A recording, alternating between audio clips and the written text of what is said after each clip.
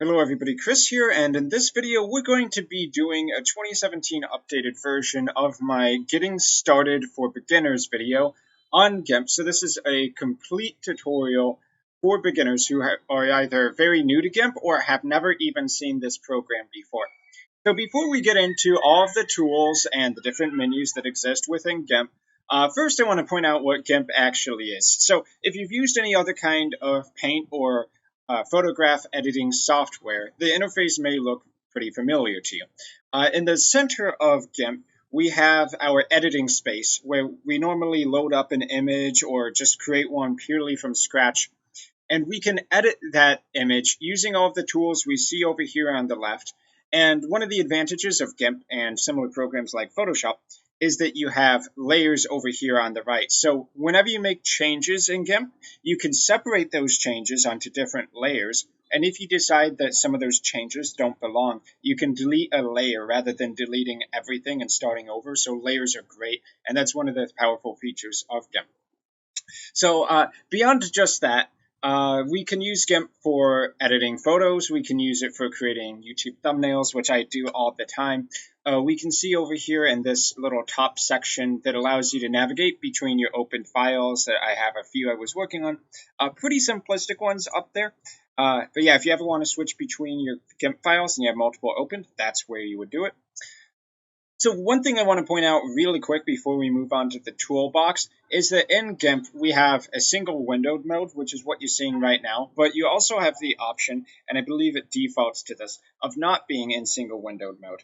So when we have single windowed mode unchecked, you can see that all the different files we're working with are split into separate windows, and the toolbars over here on the left and right are also separate. So if you want it to look as one uniform program, then you should definitely go to Windows and check single windowed mode. I think that's probably the cleanest way to look at it for most users.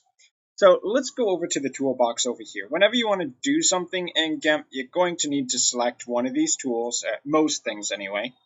We'll just kind of go through all the tools because all these tools are often used. Well, most of them anyway. So first up, rectangular select, and I guess we'll use this image over here to kind of demo it a little better. Whenever you have an area on a layer that you want to select, you use rectangle select. So if I left click and drag a box somewhere over my image, then I have selected that space, which is indicated by the moving dotted or dashed line. So with that selected, I can do things like hit the delete key to delete that section out of specifically the layer we're working on. You can see up here that a giant white space appeared, but there's actually still the background hovering behind that. And that's due to the opacity or partial transparency of that layer. We can see that if I go to 100% opacity and less, it makes that specific layer, this photo 913.769_1920.jpg, more or less visible. And we'll touch more on layers and opacity later. Another thing you can do, of course, with a selection is to move it around. So if I drag this, so with the rectangular box selected inside of our image, we can do a few things to move both the selection around and also the contents within. So you can see over here, if we kind of go to the edges of any side of it, we can control specific sides or corners of the box. So if we want to expand the top line and the right line, we can click on the top right hand corner and drag until we get the right size. We can also click on the sides down the middle if we want to just control one side.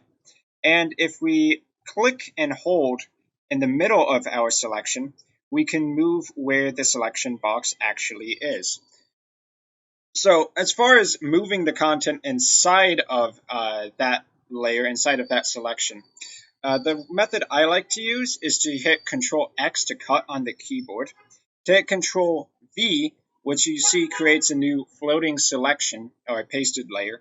And then we can go down here to the Move tool, where we can just move that temporary layer around until we have that information in the spot we want. And now I can, let's see, to new layer, right click it and hit to new layer.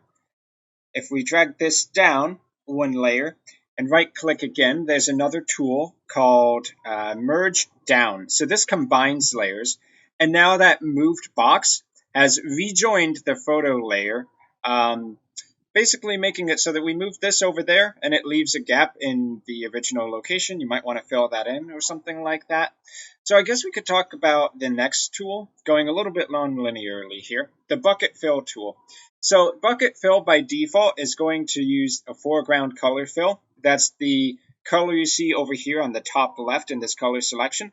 Background color fill is the color you have in the bottom right.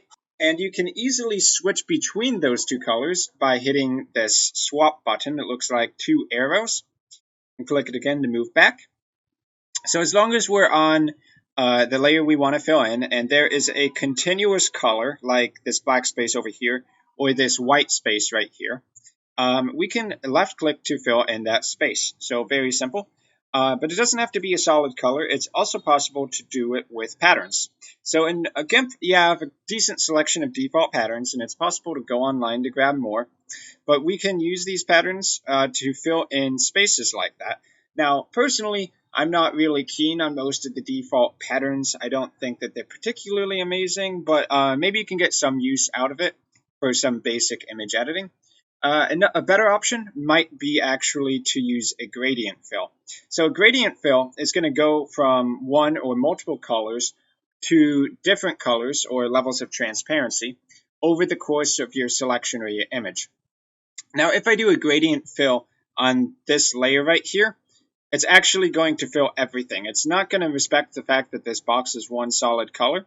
It's going to fill the entire layer. And you can see the layer selection itself indicated by these yellow black dashed lines. That's the layer selection. And you can, of course, see that the layer can be bigger than the canvas itself. So let's try to do a gradient fill where we select part of our image. So instead of doing it to the whole layer, I'm going to select this area right here. And now I'm going to go to a gradient fill. So that's rectangular select the area, then go to gradient fill. And now I'm going to fill that area specifically with this gradient we have over here. So if you want to change a gradient, you can either click on the list here and find one you like, or you can go over here to the right and click the edit button, where on the top right hand corner, or basically over where your layers dialog box, a new tab is going to appear. And this is the gradient window, which I believe we can find by going to Windows, Dockable Dialogs, and then Gradients. That's exactly what we're seeing right here. Oh, by the way, Dockable Dialogs, if there's a window you want to open at any point in time, you go here to do it. You have all kinds of things like reopening the tools or the toolbar that's over here, or layers or gradients, all kinds of tools over there. So for these gradients, we can see quite a bit of information here. We have basically indicated by a black triangle, the left side of a specific gradient section. So this is going from full transparency to, it looks like this purple color. The left black triangle represents where the transparent area starts, and the right black triangle indicates where this color basically hits the full purple. And then this white spot is the middle section. You can see that gradients can be made of multiple sections. So we have one here that goes from the deep purple to looks like a lighter purple. And then we have this section here that goes from a light purple to kind of the soft red, then the soft red to a deeper red, and you kind of get the picture until it goes to the other side. Now, this is a more complicated gradient than most, so let's switch back to something simple, like foreground color to background color. So there's only two sections here. It's going to transition from this red to this white. Much simpler. If we want to edit any aspects of that, we can right-click and do things like left color type or load left color from. Now, all of these default gradients are pretty much uneditable. If we try to go over here and select specific colors, we can't do that. But instead, what we can do, rather than overwriting the default gradients, is to click down here at the bottom where it says Create a New Gradient. And from here, we have full control. We can set the left point end color. So let's set that to maybe something like a blue.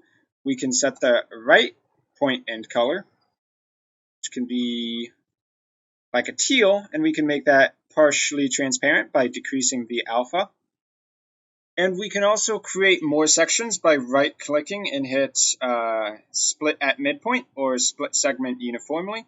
So if we split at midpoint, it splits it down the middle, and we can drag that section so that parts of our gradient are more emphasized or less emphasized. And then we can continue adding new colors. So for this section, the right point end color is going to be right here. So right point end color, and we change that to something like the purple here. I'm actually going to select that color so that we can go over here and change the left point end color as well. So left point end color, and I'm going to copy and paste the HTML notation. Okay, that doesn't look exactly like what I was going for, but you get the idea. You can customize your gradients there, and we'll leave it at that for now. So let's move on to some other tools.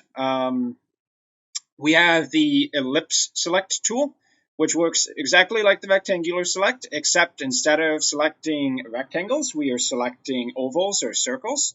So just like before, we can delete sections, we can expand our oval, we can move it around, we can cut it, paste it back out, and move the actual contents of that section around. And then once again, we basically, well, okay, it looks like it automatically remerged it when I left click with floating selection. So that's another way you can do it rather than right clicking to new layer and then right clicking and doing a merge down, kind of however you want to do it. There's multiple ways to do most things with it. Okay, next up we have the lasso tool. So this is actually called the free select tool. It's called lasso within Photoshop. So this basically allows us to freely draw a segment of our GIMP document that's going to be selected. And basically wherever we start and end up, everything inside is going to be lassoed or selected. And just like before, it's a selection, so we can delete that if we want, or we can move it around as well. So to move the lasso select or the free select tool, you should hold Alt down in order to move it. And yeah, that's basically all there is to say about that. So another really useful tool is fuzzy select. This allows you to select a region based on color. And when you have this tool selected in tool options, there's something called threshold, which is how lenient you want to be with that color. So here I'll click, and you can see that a lot of this document got selected, even though not everything is a solid black. So if I turn this threshold down, let's say to 0, because it is black and white, so we have to be specific, then a lot less is going to be selected, a whole lot less. So let's say something like 5 for the threshold, and maybe we'll get something a little closer to what we were looking for. An image like this isn't really ideal for use in the color select because everything is kind of black and white to begin with. But if you have a document where one color is really standing out, such as a red, and then the background's white, like let's actually just demo that. So we have... Okay, let's create a new layer over here. You need a layer to work on in GIMP. And I wanted that to be foreground color fill. So now we're going to, let's use the pen tool, or the brush tool, sorry. And we're going to draw some red. And then we're going to select that red with the fuzzy select tool. So this should get most of this area, but it won't be perfect. As we increase the threshold, it's going to select more and more. And using this kind of tool, we can get a pretty reasonable selection of an area without having to do any kind of very precise free select or scissors selecting. Of course, ideally, you would want to have these two separate things on separate layers. So let's actually go into that right now. So I'm going to create a new layer. I'm going to delete this one. We're going to make one layer, just pure white. And then on the new layer, we're going to have that red color. So we have that selected. And now if we ever want to move this stuff, because it's on its own layer, we just need to use something like the move tool to move that without messing with the background whatsoever. So if that doesn't show you how useful layers are, I don't know what will. really good idea in GIMP. Separate your changes to different layers. The more layers you have, the easier it's going to be to go back and make changes to things without interfering with everything else in the scene. Ironically, that looks kind of like the Japanese flag, I think, anyway. So let's see, what else? Select by color tool. This is similar to fuzzy select, except with the color select tool, we can have multiple spots. The fuzzy select tool, you can see by hovering over it, is only contiguous regions, which means only regions that continue with one color. But by using the select by color tool, we can get all of the regions that have this specific color in them. Obviously, you can change in the threshold up and down when you want to be more lenient with how you select the tools. But what's important to note here is that if your elements are on different layers, then this white isn't going to stop this red from being selected. So what we actually need to do is sample merged, and then this will give you a much better selection of this red area. Sample merged takes all of the visible layers combined when it comes to your selection. You're still selecting only one layer, of course. So let's see, increase the threshold until you get it right, and more or less you select the areas you want to change. So you can edit that however you want. Obviously, it's going to be a little better when you don't have that blur from a non 100% hardness brush. This is 50% hardness on the brush. And what this hardness is referring to is when it comes to the edges, how solid are they going to be? 100% hardness means that the entire area that you brush is going to be one solid color, and there's not going to be any of that fading. If you set the hardness to lower, there's going to be some fading. Okay, next up, the scissor select tool. And this would be pretty useful for this kind of thing. So you have like a circle here, right? And you want to select as much of it as possible, but drawing with the freehand select tool is kind of tricky, right? Like you can try to do it, but you're not going to get it that precise because you're not a robot. But the scissor select tool is basically being a robot.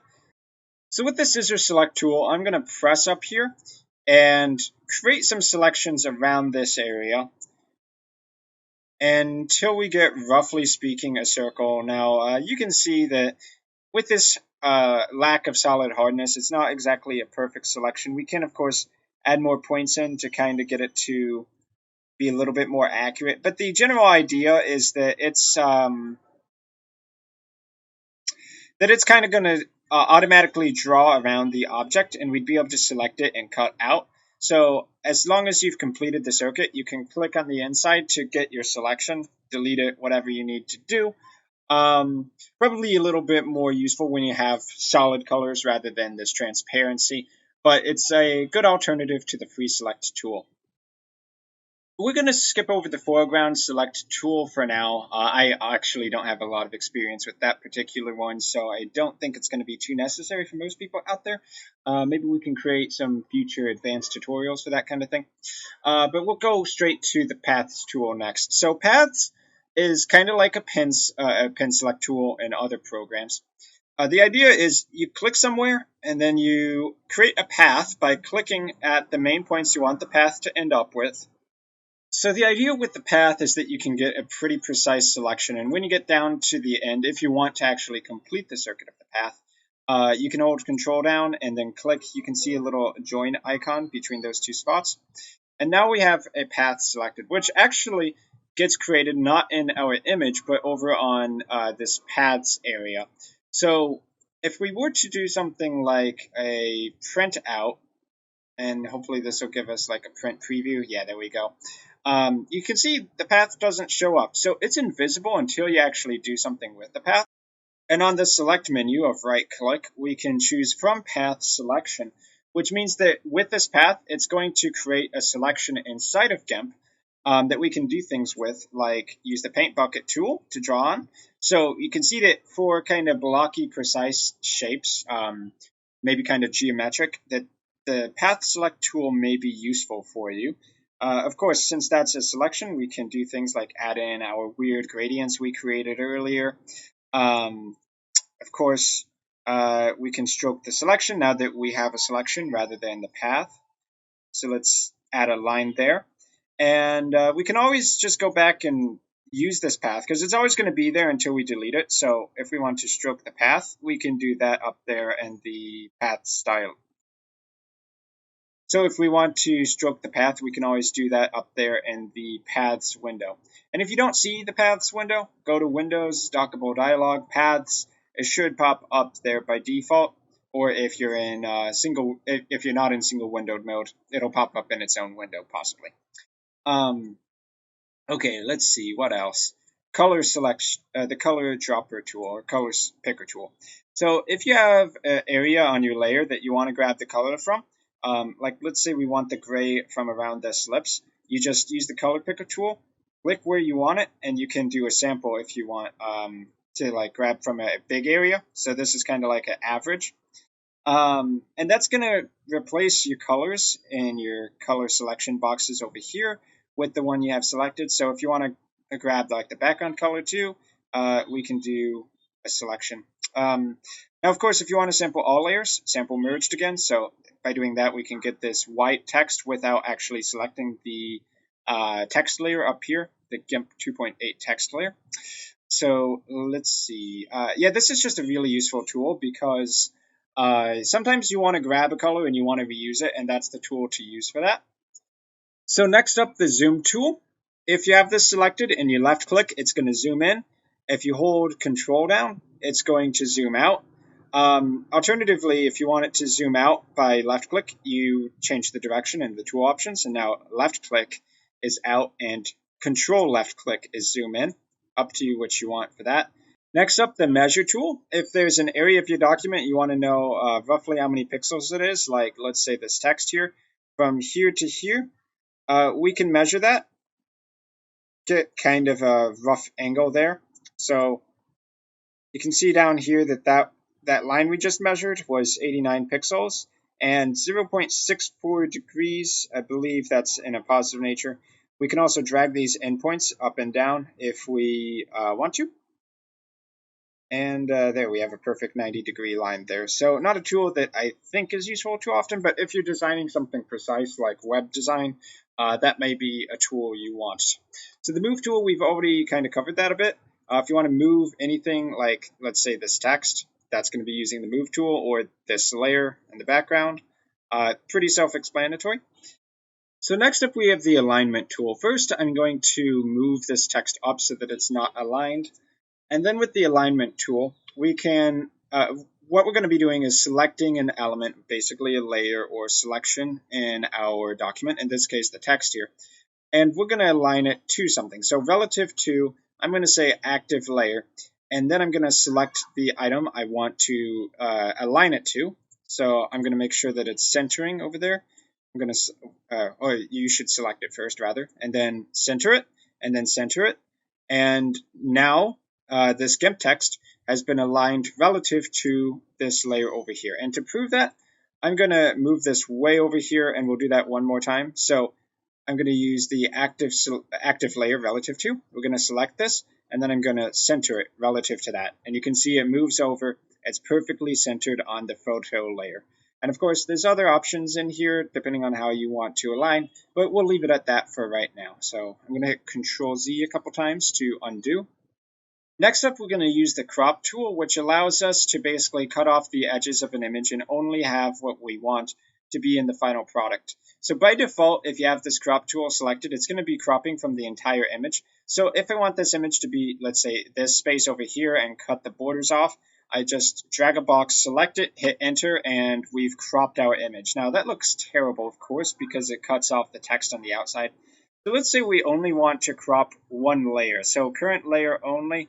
We can make a selection here, hit enter, and we've cropped that. So now we have like a black border around our thumbnail, which is progressively becoming worse as we go through this tutorial.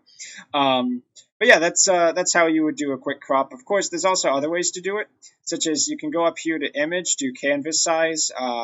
That'll reduce the max size of the image, which kind of ends up being a crop. So if I do something like 1280 by 960, you can see the crop with this box over here, and then the layers repositioned. So let's do a resize there, and the outer sections of these layers just got cropped off. We'll talk more about those menu items up there in a bit. So next up, the rotate tool. You have a layer or a selection and you want to rotate it. So you use the rotate tool. We click on what we want to rotate and we rotate it around. When you have it where you want it, hit rotate, and yeah, that's basically what there is to that. Of course, you can always do it with selections. So let's rotate this selection and -35 angle. Okay, there we go. So similar tools are all these other transforms we have up here. Scale tool, if you want to resize something. So let's resize that section to make it way bigger. You can also scale it down. Shear, which is going to kind of angle it. So let's do it to this entire layer. And we shear it to the right, which gives it kind of a weird perspective. Rather than front facing, it's now kind of a different polygonal shape. But yeah, basically if you want to change which sides are facing what angles, these are the kind of tools you want to use for that. Perspective tool, so this is only going to be affecting specific corners rather than all corners at once. So if we want the bottom to look much closer, we drag those out.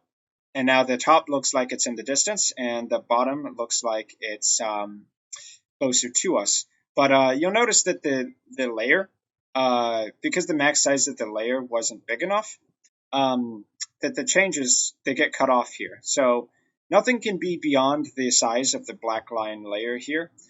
So in order to fix that, I'm going to go up to the layer menu and we're going to do layer boundary size. I'm going to set this something way high, like 2500 by 2500 pixels.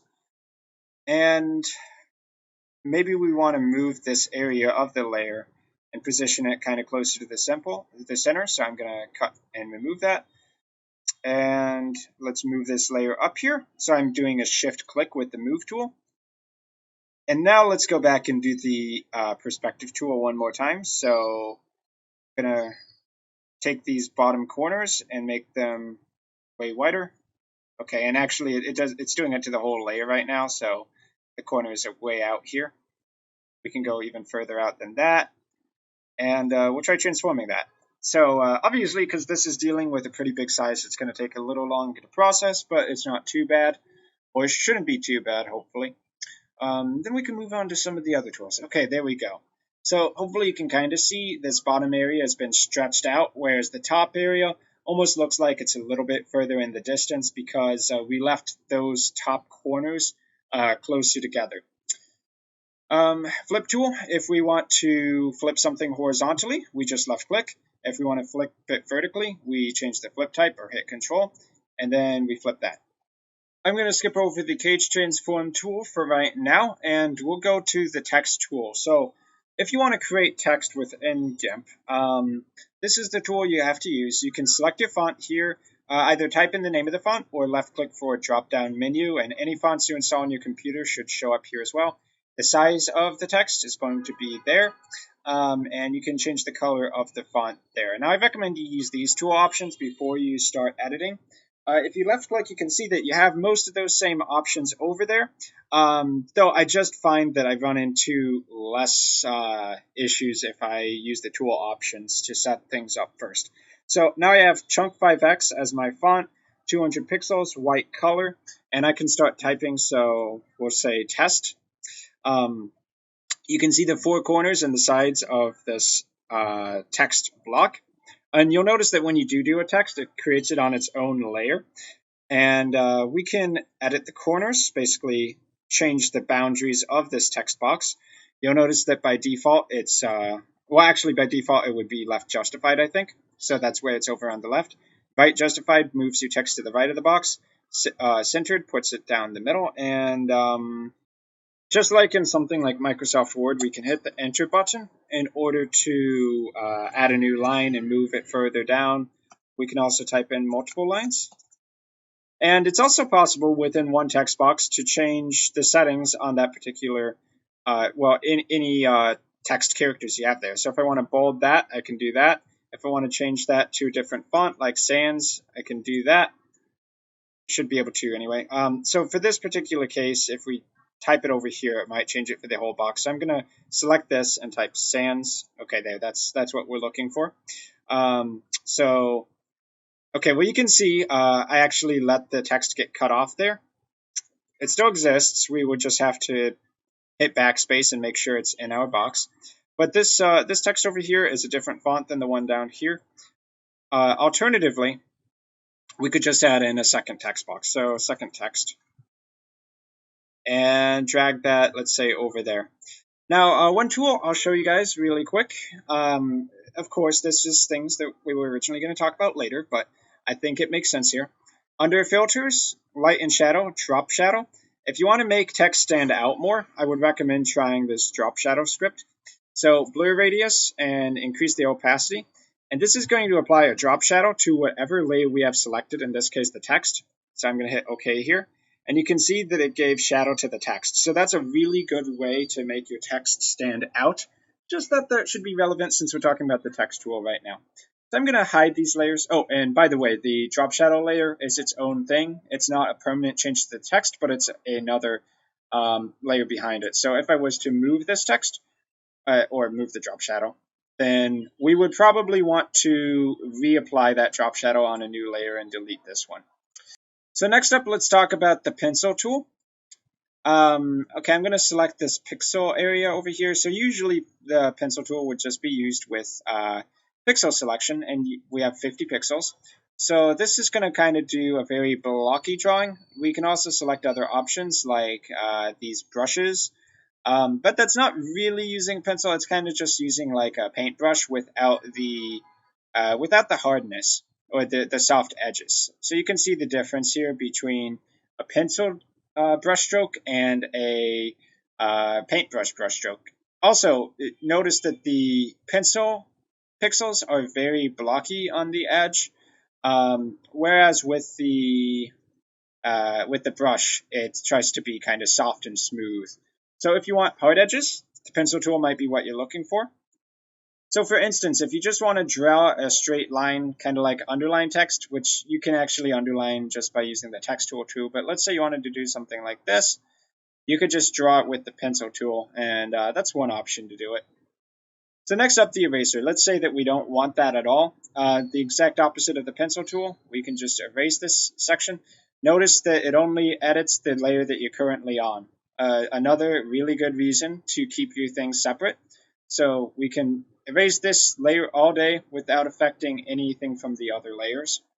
Next up, the airbrush tool. So the idea here is that you have different levels of pressure controlled by rate and flow, and you can kind of draw over the same things multiple times, like an airbrush, where to make something thick, you just draw over it multiple times.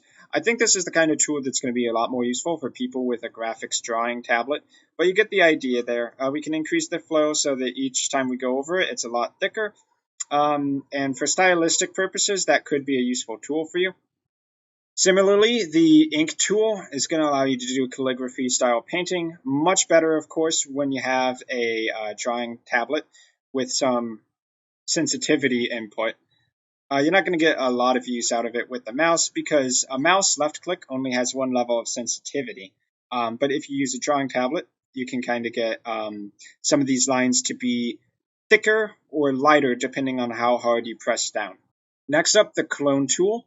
How you use this to copy one area to another is that you control left click to select a area to copy from, and then you left click and kind of drag around, and it's going to do an exact copy from that previous area. So we get that iris again, and you notice that the cursors on both are going to track in sequence with each other. So doing this, we can do weird things like copy a face of eyes, and oh my gosh, that is pretty creepy. Okay, we're going to skip over the healing tool and the perspective clone tool for this video, since they're kind of a bit more advanced, and we'll go to blur, sharpen, smudge, and dodge burn tools, which are kind of all very similar in the purposes. So blur or sharpen, if we have it on blur, it's going to kind of make part of our image a lot harder to see, in other words, blurring it out. Also, we can hit Control to do the opposite, which is sharpen image, which in this case is going to kind of make it a lot more high in contrast, a lot, kind of, I would say, tougher to look at. I'm not really sure how to describe it. But the idea is that they're polar opposites with each other. This is probably not a great image to use sharpen on. But yeah, blur and sharpen. If you want something to be kind of hard to see clearly, use blur. Otherwise, use sharpen, and it's going to kind of increase the contrast and make it a lot more dramatic in how you look at it. So next up we have the smudge tool, which is kind of like as if you had a painting that was still drying, but then you accidentally pressed on it with your thumb and you smudged it. That's kind of what you're looking at here. It's to smear it and make it a little bit less, I guess you would say, easy to tell what it originally was, because you're taking the original ink there kind of and you're spreading it all over the place. So it's similar to blur in that it makes it a lot harder to see. I'm sure you can find some artistic uses out of it if that's your thing. So finally, for the toolbox, we have the Dodge Burn tool. Generally, when you use Dodge, it's going to kind of lighten an area up. So you may have very specific sections you want to make a little brighter, like hair or something of that nature. And then Burn, the opposite, is going to darken it. So let's try darkening the lips a bit. Now, of course, you're going to want to be a lot more careful with this. And if you let go, you can continue burning it or darkening it until you get the results you're looking for. Then we can dodge around the lips to make the surrounding area look brighter. And yeah, just demonstrating the tools here. Obviously, some pretty terrible graphic editing there. But that's the idea. Dodge is to lighten up an area, and burn makes it dark. So let's go ahead now and start talking about the menus that we have up here at the top left, starting with the File menu. This is where you would create new documents, open up other ones, and you can create a document, basically getting started by loading up a screenshot or a logo or anything else you kind of want to import up here. Alternatively, you can just open a file and that works fine. You can see your recent documents, save and save as. Save as allows you to set a specific name, whereas save will use the name of the previous image and overwrite it.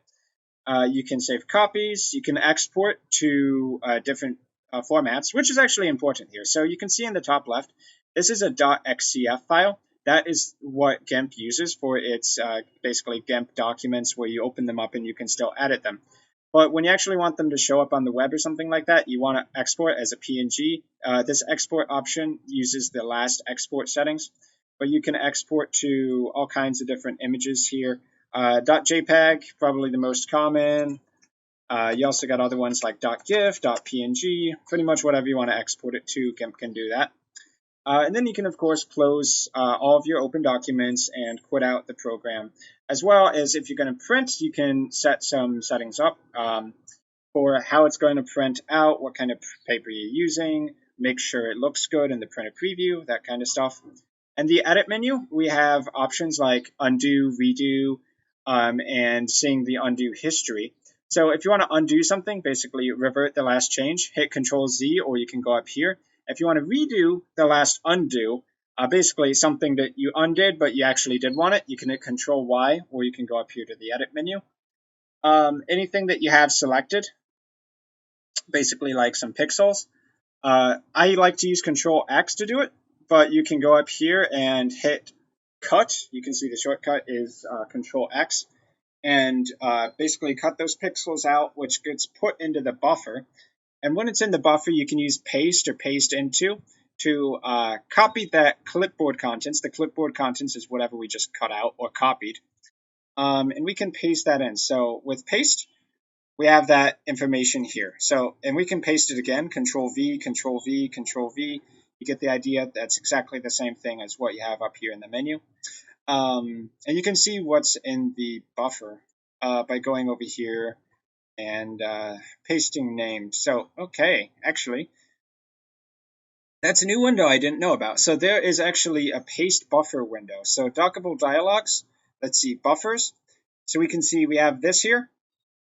So also in the edit menu, we have fill with foreground color, background color, and pattern, which is the same kind of stuff you find over here with the bucket fill tool, but we can use the edit menu to do that.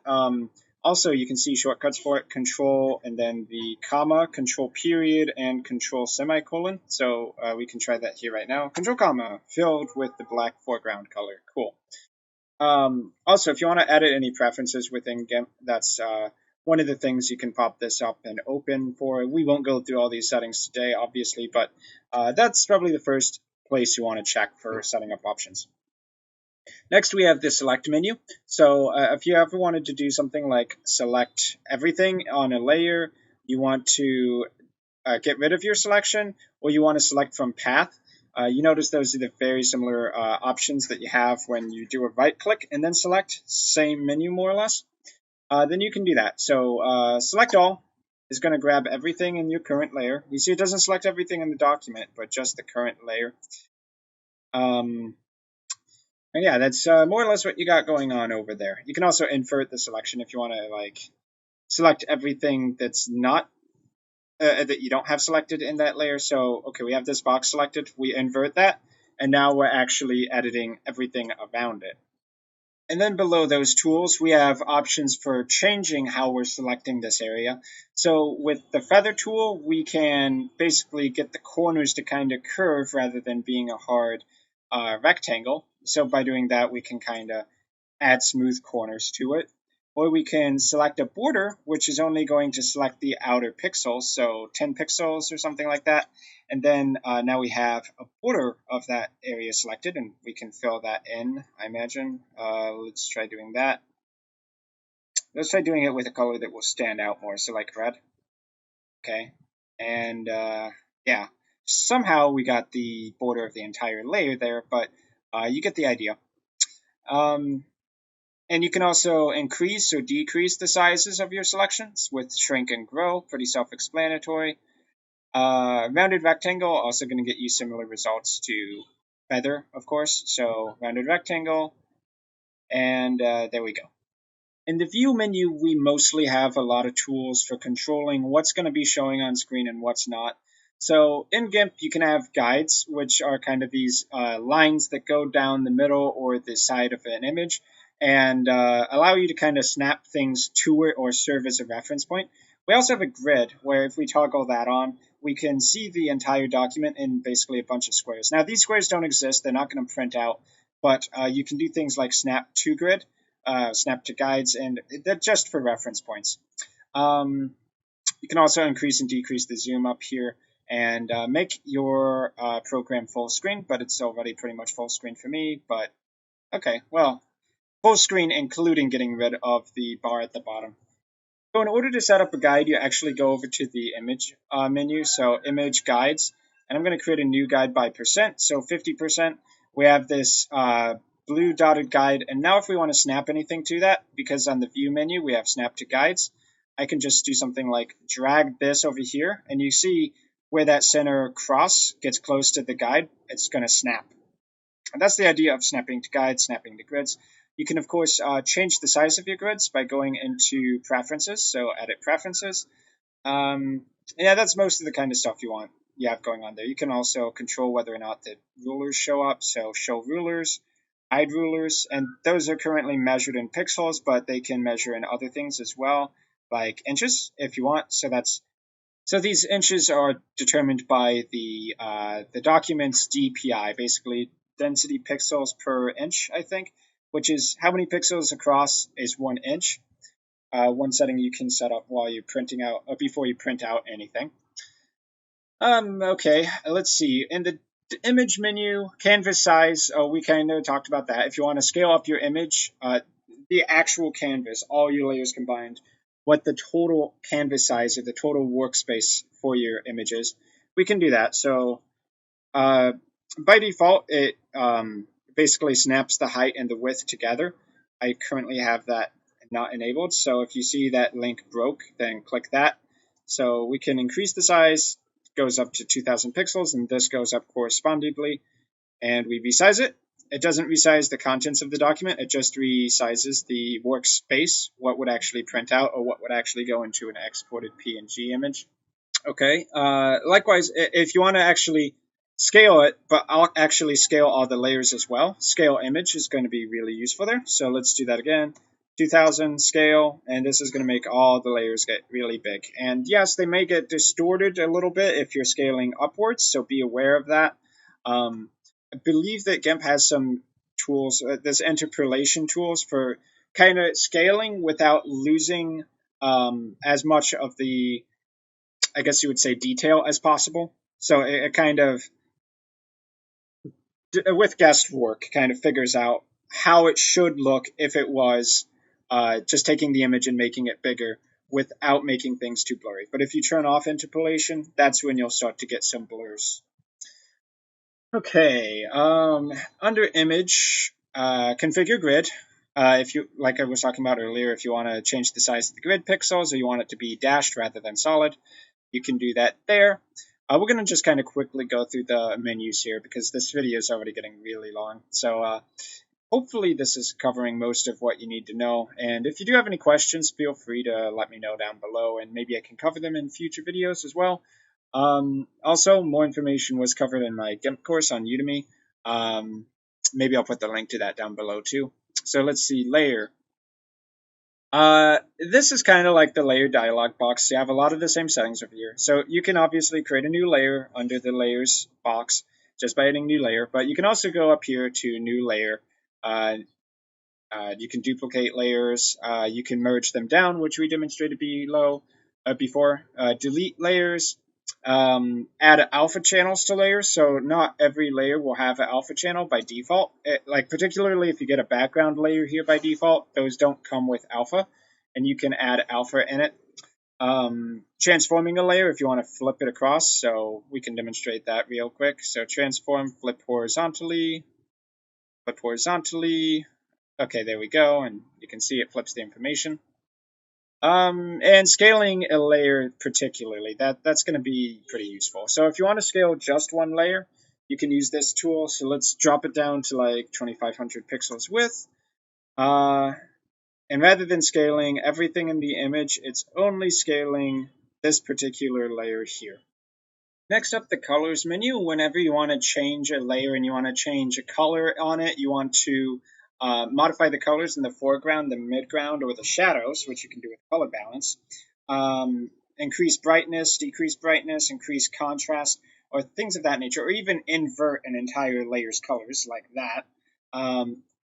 You have access to all of those tools up there. And I think those are mostly the ones that I've used. So let's talk about color balance, hue, saturation, and colorize, or brightness, contrast rather. So next, with the color balance tool, we can select different ranges of color within our GIMP document or our layer that we have currently selected, and kind of play around with what colors are going to show up there. So if I change the shadows, you can see that kind of down here where it's a little bit darker on this chrome symbol that the color levels go down a bit, or they change rather.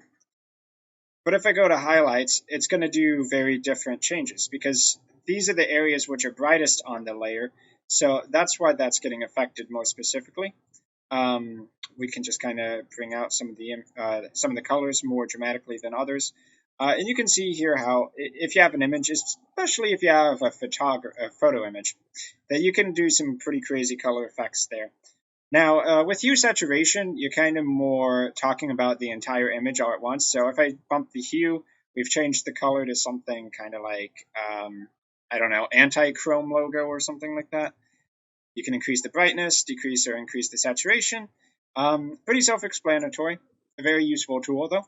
And with brightness contrast, it's similar. You're affecting the whole layer at once. So do you want it to be darker, brighter? Do you want low contrast, or do you want... Wait, wow, that was way too much contrast. Jeez. And yeah, those are probably the three main color tools that you're going to be using. Also, invert color, similar to changing the hue saturation. So in this next menu, the tools menu, you pretty much literally just have the same tools that you have over here in the toolbox, but instead as a drop-down menu. So I think everything on this list exists over here except this thing, which I have no idea what that actually is. Click on it. Who knows? But usually you can just use the toolbox for that. But if you want to use the drop-down menu, well, you can do that there. So filters, we did touch on this a little bit earlier.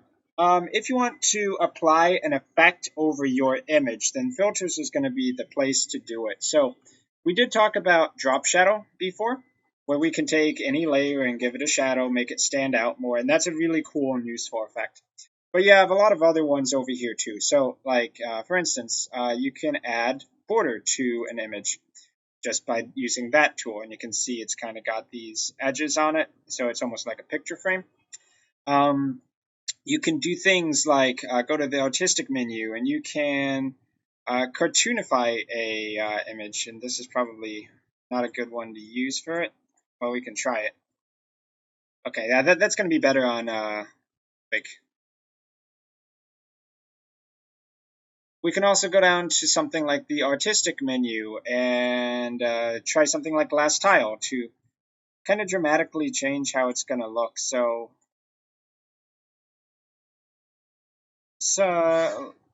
let's try that there. I don't know how that's going to be. Very, very weird effect. Okay, a better example probably, let me see if I can find the cubism. Is that what I'm looking for?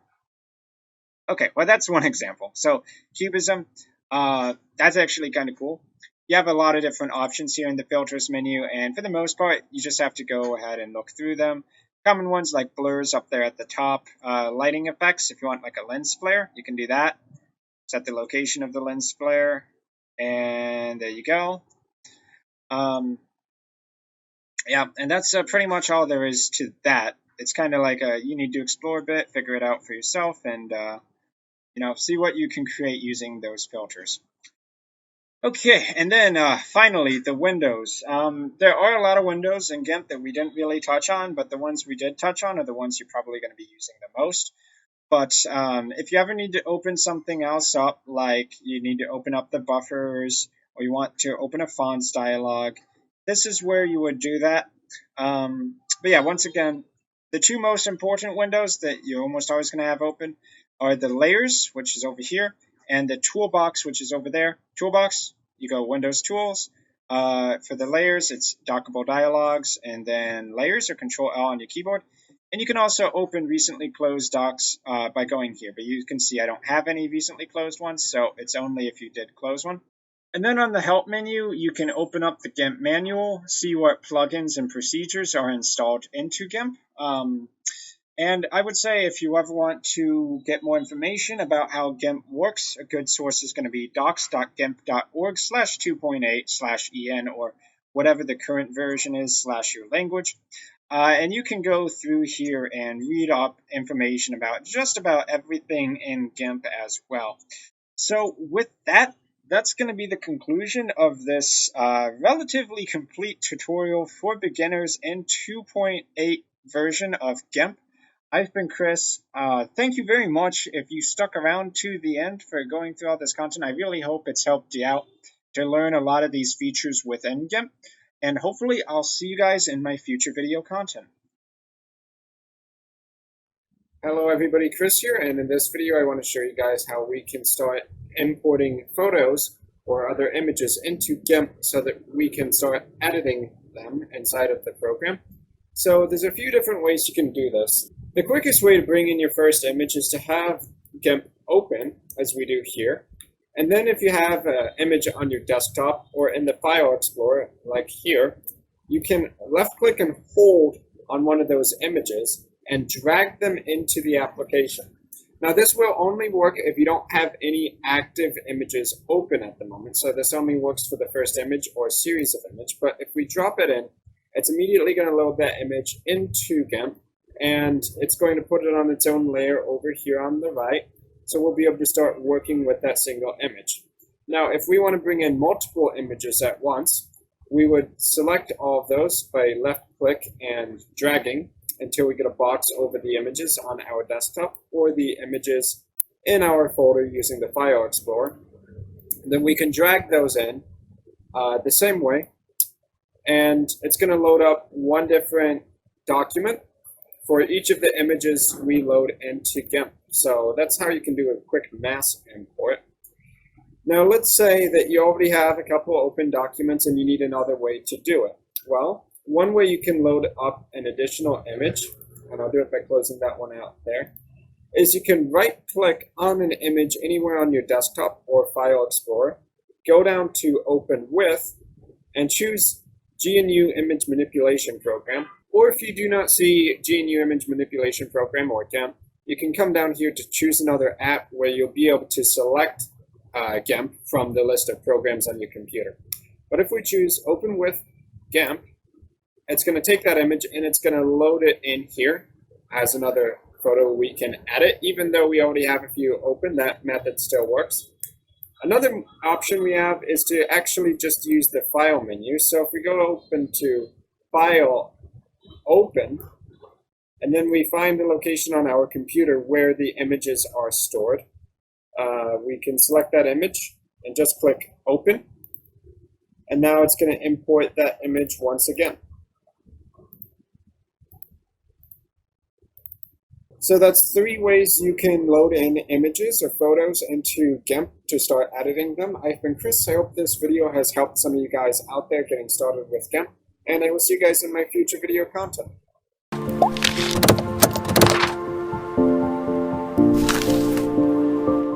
Hello everybody, Chris here, and in this video I'm going to try to explain the difference between layers and images in programs like GIMP and Photoshop for you so that you get a better understanding of that.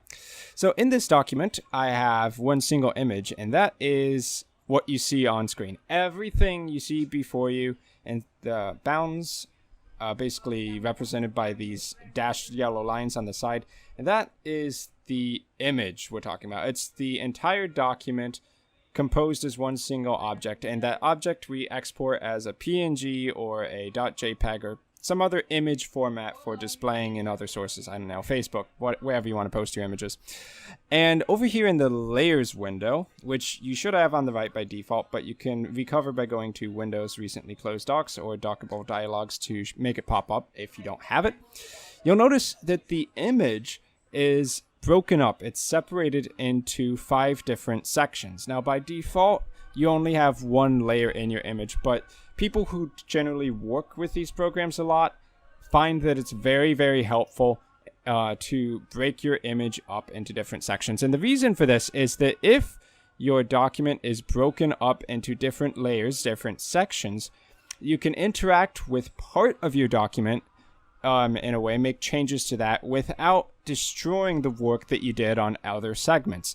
So in other words, if you need to delete a single layer, it's not going to reduce or harm the work that you did on other layers. And by doing that, it can save you a lot of hassle later on, especially when you're talking about projects that may be a little bit more complicated than a 5-minute thing. So currently, these 4 layers above the invisible background are the new layer, which is this blue line right here, the top layer, which is this black box, the red layer, which is this middle section, or the middle section, which is this red box, and the bottom box, which is green.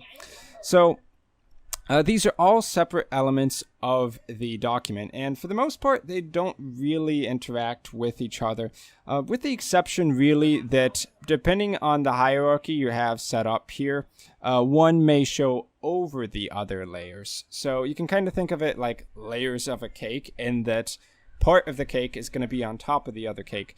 So behind this black box there's actually extra red box, but you can't see that because the black layer is higher than the middle layer. It's the top section of the cake. And you can see when I hide the top layer that the hidden red middle section gets revealed. So that's one thing to note in terms of layer hierarchies. It can play a role in more serious image documents, but we'll get into that another time. But with this blue line here, I want to demonstrate something for you, and that's concerning the layer and image menu. Whenever you're using the layer menu, you're talking about interacting with one single layer, not the whole document. That's what the image menu does. So if I go to a layer and I come down here to transform and flip vertically while I have my new layer selected, which as I mentioned is the blue line, it's only going to flip the blue line and it's going to leave the rest of my document alone. So we go ahead and flip vertically, and you see the position of the top, middle, and bottom layer didn't change at all. It remained the same, and that's really useful to us, because what if you want to flip part of your document but you don't want to flip everything? That would be a real pain if you didn't set it up with layers properly ahead of time. Now if we go over to the image menu as I mentioned, and we do something like a scale image, then this is going to be affecting everything in the document. It's going to be affecting the image itself. So scale image 125, and we have this linked together, so it's width and height. It's going to increase the size of the width and the height simultaneously, and it's going to affect all of the layers in our document as well. So when you want to change things at a basically a macro level, or a level that affects everything, that's when you go into the image menu. So here we'll scale it up. It should take the image and move it over here and down here, but it'll bring the content in these layers along with it. So we'll go ahead and scale. And as you can see, the document did get bigger, but the layers got bigger as well. All the content in the layer was scaled up. So once again, to reiterate, whenever you want to affect everything in the document, go into the image menu. Whenever you want to affect just part of your document or one of your layers, go into the layer menu and make sure that you have the right layer selected for what you want to do. So that's a rough rundown of layers versus images inside of GIMP, Photoshop, and any other tool that plays out similar to this. I hope you found this educational. I've been Chris. Thank you for watching. If you found this video helpful, consider donating to the channel, and I'll see you in my future videos. In this GIMP tutorial, we're going to be talking about transparency and how it's useful to you when you're creating different images. So transparency is when part of your image is invisible. Now this can be an entire layer. It can also be part of a layer, and it can also be elements within that layer. It really depends on how you're doing things. For instance, you could tone down the opacity on a brush, and then whatever brush strokes you make are partially see-through. Or we can take a layer with the layers window, knock it down to 0% opacity, and then it would be completely invisible, which is effectively the same as clicking on the eyeball and making it invisible altogether. Now, normally, if you want to add in a layer that's transparent so that you can start drawing on it, you can click on the New Layers button. And you'll notice that layer fill type defaults to transparency. So we just hit OK here, and we're good to go.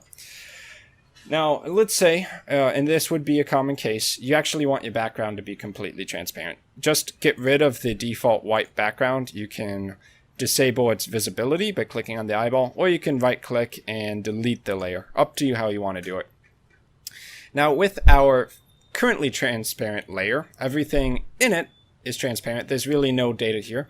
But if I start drawing with the brush stroke or the pencil tool, then we can have an image where part of it is visible because it actually has content there, and then the rest of it is just transparent nothingness. Now, this becomes really useful when you want an image to not look like a square. All images are actually square when they're on the computer, but if you save it as a PNG image, the only thing you're going to see are these lines. So it gives the illusion that the image isn't a square, when in reality, it is in fact a square. There's just only data showing for these white lines. So let's go ahead and export this, and I'll show you what I mean. So transparency, I'll just save this on the desktop. Defaults are fine. And I'll open this up in the Photos tool for Windows 10. Now, here, there's a transparent background inside of GIMP itself. And you can also see it's transparent inside of the icon preview window. But the background of the Photos tool defaults to black. So what happens with transparency is, yes, this image is showing 100% of it, even the fact that it's a square. But because everything is transparent surrounding these white lines, that means that whatever is behind it is actually going to show, basically covering up the transparent areas. So you won't get a checkerboard background. You get the background of whatever happens to be behind your image and the areas that are transparent. Now, one more thing I should point out is that it doesn't have to be fully transparent. You can take one of your layers, or it doesn't have to be fully transparent or not transparent at all. You can take your layers and actually tone down the opacity. So if I set this to, say, 50%, then only 50% of this white line is really going to show. The other half gets replaced by whatever's in the background. So it kind of gives the illusion that there's glass or something similar to that there. Let's go ahead and export it again, and you'll be able to see more of what I mean. So export it, reopen the tool, and even though these lines are technically white, because they're half transparent, half of the black color behind it shows up in these white lines instead. So that's one thing that you can do with transparency. You can have part of the background showing in the areas you want to show, or you can have 100% of whatever's behind it show. This becomes really useful in web design and that kind of thing, but that's going to be it for this tutorial. So tune in for the next one, and we'll be going into other tricks and tips you can do within GIMP. Hello everyone, Chris here, and in this video we're going to be covering the alignment tool within GIMP. Now, alignment as a concept is usually pretty self-explanatory, but within GIMP there's a bit of a trick to actually getting it to work. So for demonstration purposes, I'm going to start off by creating a few different circles on separate layers within GIMP at different locations within our image, and then we're going to use the alignment tool to center them. So now for the second layer, as always, you can create new layers with the layers dialog box, which I have located on the right side of the screen. All I'm using is the circle tool in conjunction with the bucket fill tool to make these different circles on the separate layers. Note that it's very important that these circles are not on the background layer, because when you're aligning items inside of GIMP, you're doing it at the layer level. Each circle or object on the screen does not necessarily have its own borders or box that the program is going to be aligning around. It only works if each of your individual items are on their own separate layer. Because I created the layers with the max size of the image, I need to now auto-crop the layers, basically reducing the size of their box, their borders, to fit around the actual content of the layer. In other words, move the layer boxes so that they only go around the circles and nothing else.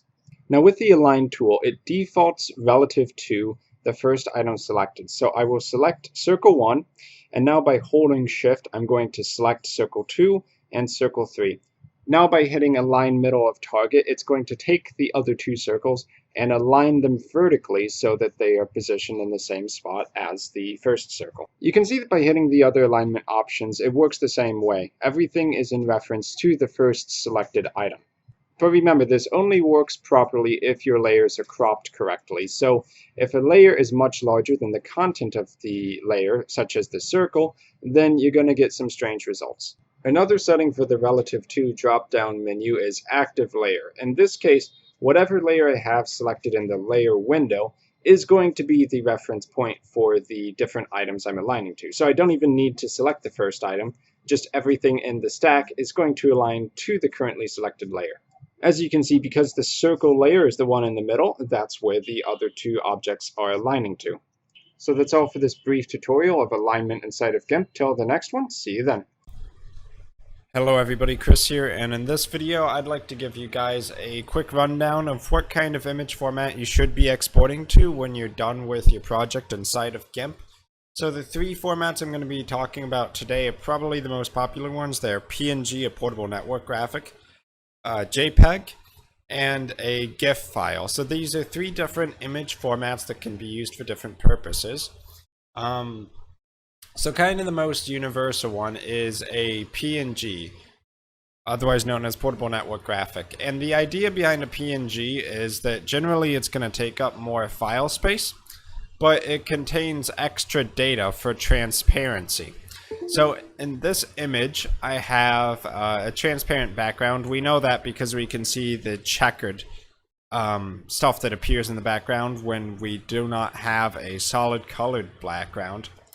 And the reason we would want to export as a PNG is that when we export as PNG, it maintains that data. So we can take this transparent image, and the only part that would actually show up if we put something else, if we put this as the front image to something else, the only thing that will show up is this black line here.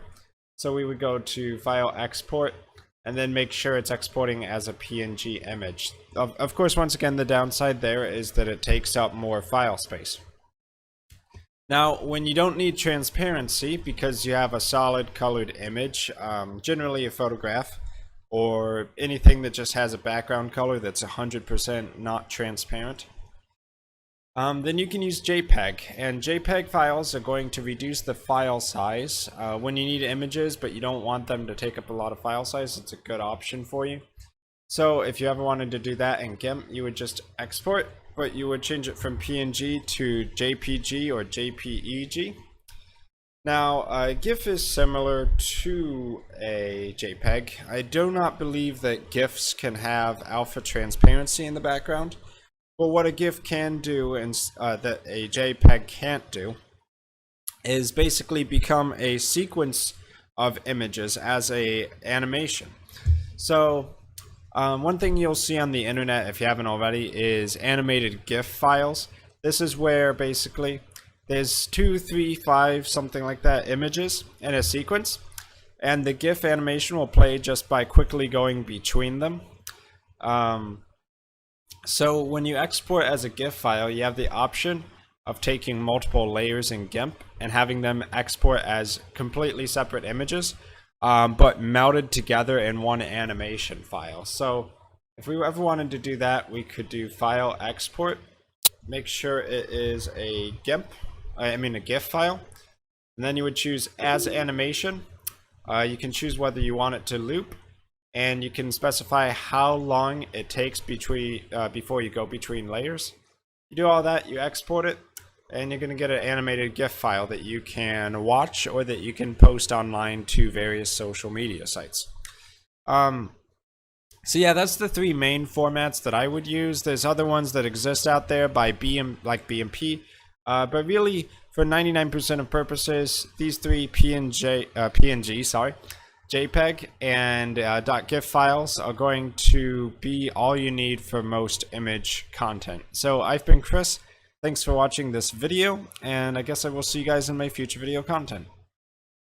Hello everybody, Chris here, and in this video I'm going to be showing you how you can use the perspective tool in GIMP in order to make a image that you import onto a scene look like it belongs in the scene as an actual object. So in this case, I'm going to be taking this desktop background image that you can see is just a basic rectangle and making its shape basically conform more so to this laptop monitor in the background, because if you look at the laptop screen here, you can see that it's a little bit larger on top and a little bit smaller on bottom, and that's all because of perspective. So what we need to do is we need to take the 4 corners of this image and shape it so that it's much more in line with the laptop monitor to make it look like it's the true desktop on that screen. So in order to do this, you can find the perspective tool in the toolbox. And once you have it selected, just go ahead and click on the image you want to modify. Now, here, a little bit of a weird thing is whenever you have the image you're modifying in the top layer, it's going to kind of leave behind the shadow of what's there previously.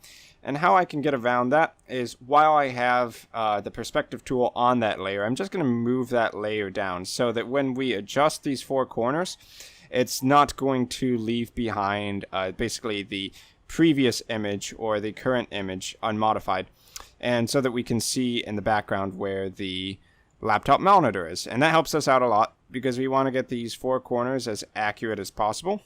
So just dragging and dropping these corners. Of course, you want to spend a little bit of time and get this as perfect as possible. And yep, just eyeballing it here. Okay, and that looks pretty good, so I'm going to go ahead and hit transform. And now we can move that image back up to the top layer and see how it went.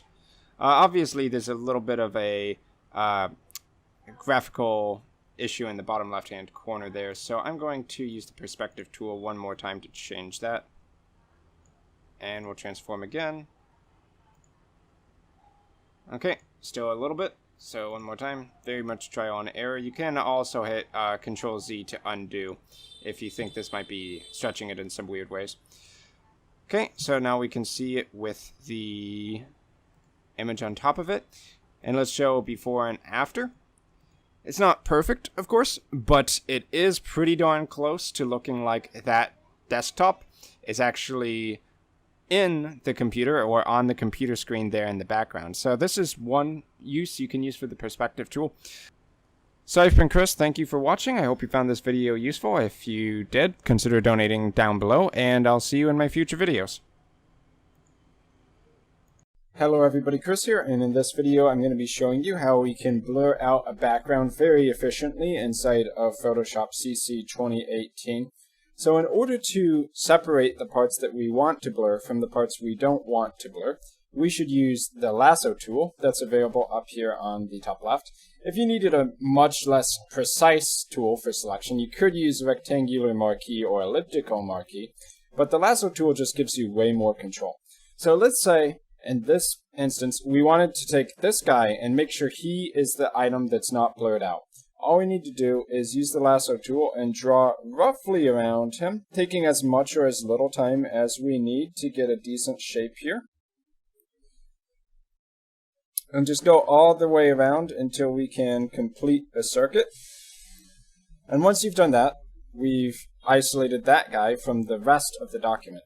Now, if we used a blur tool or blur filter at this point, it would only be applying to this person. So we want to invert that.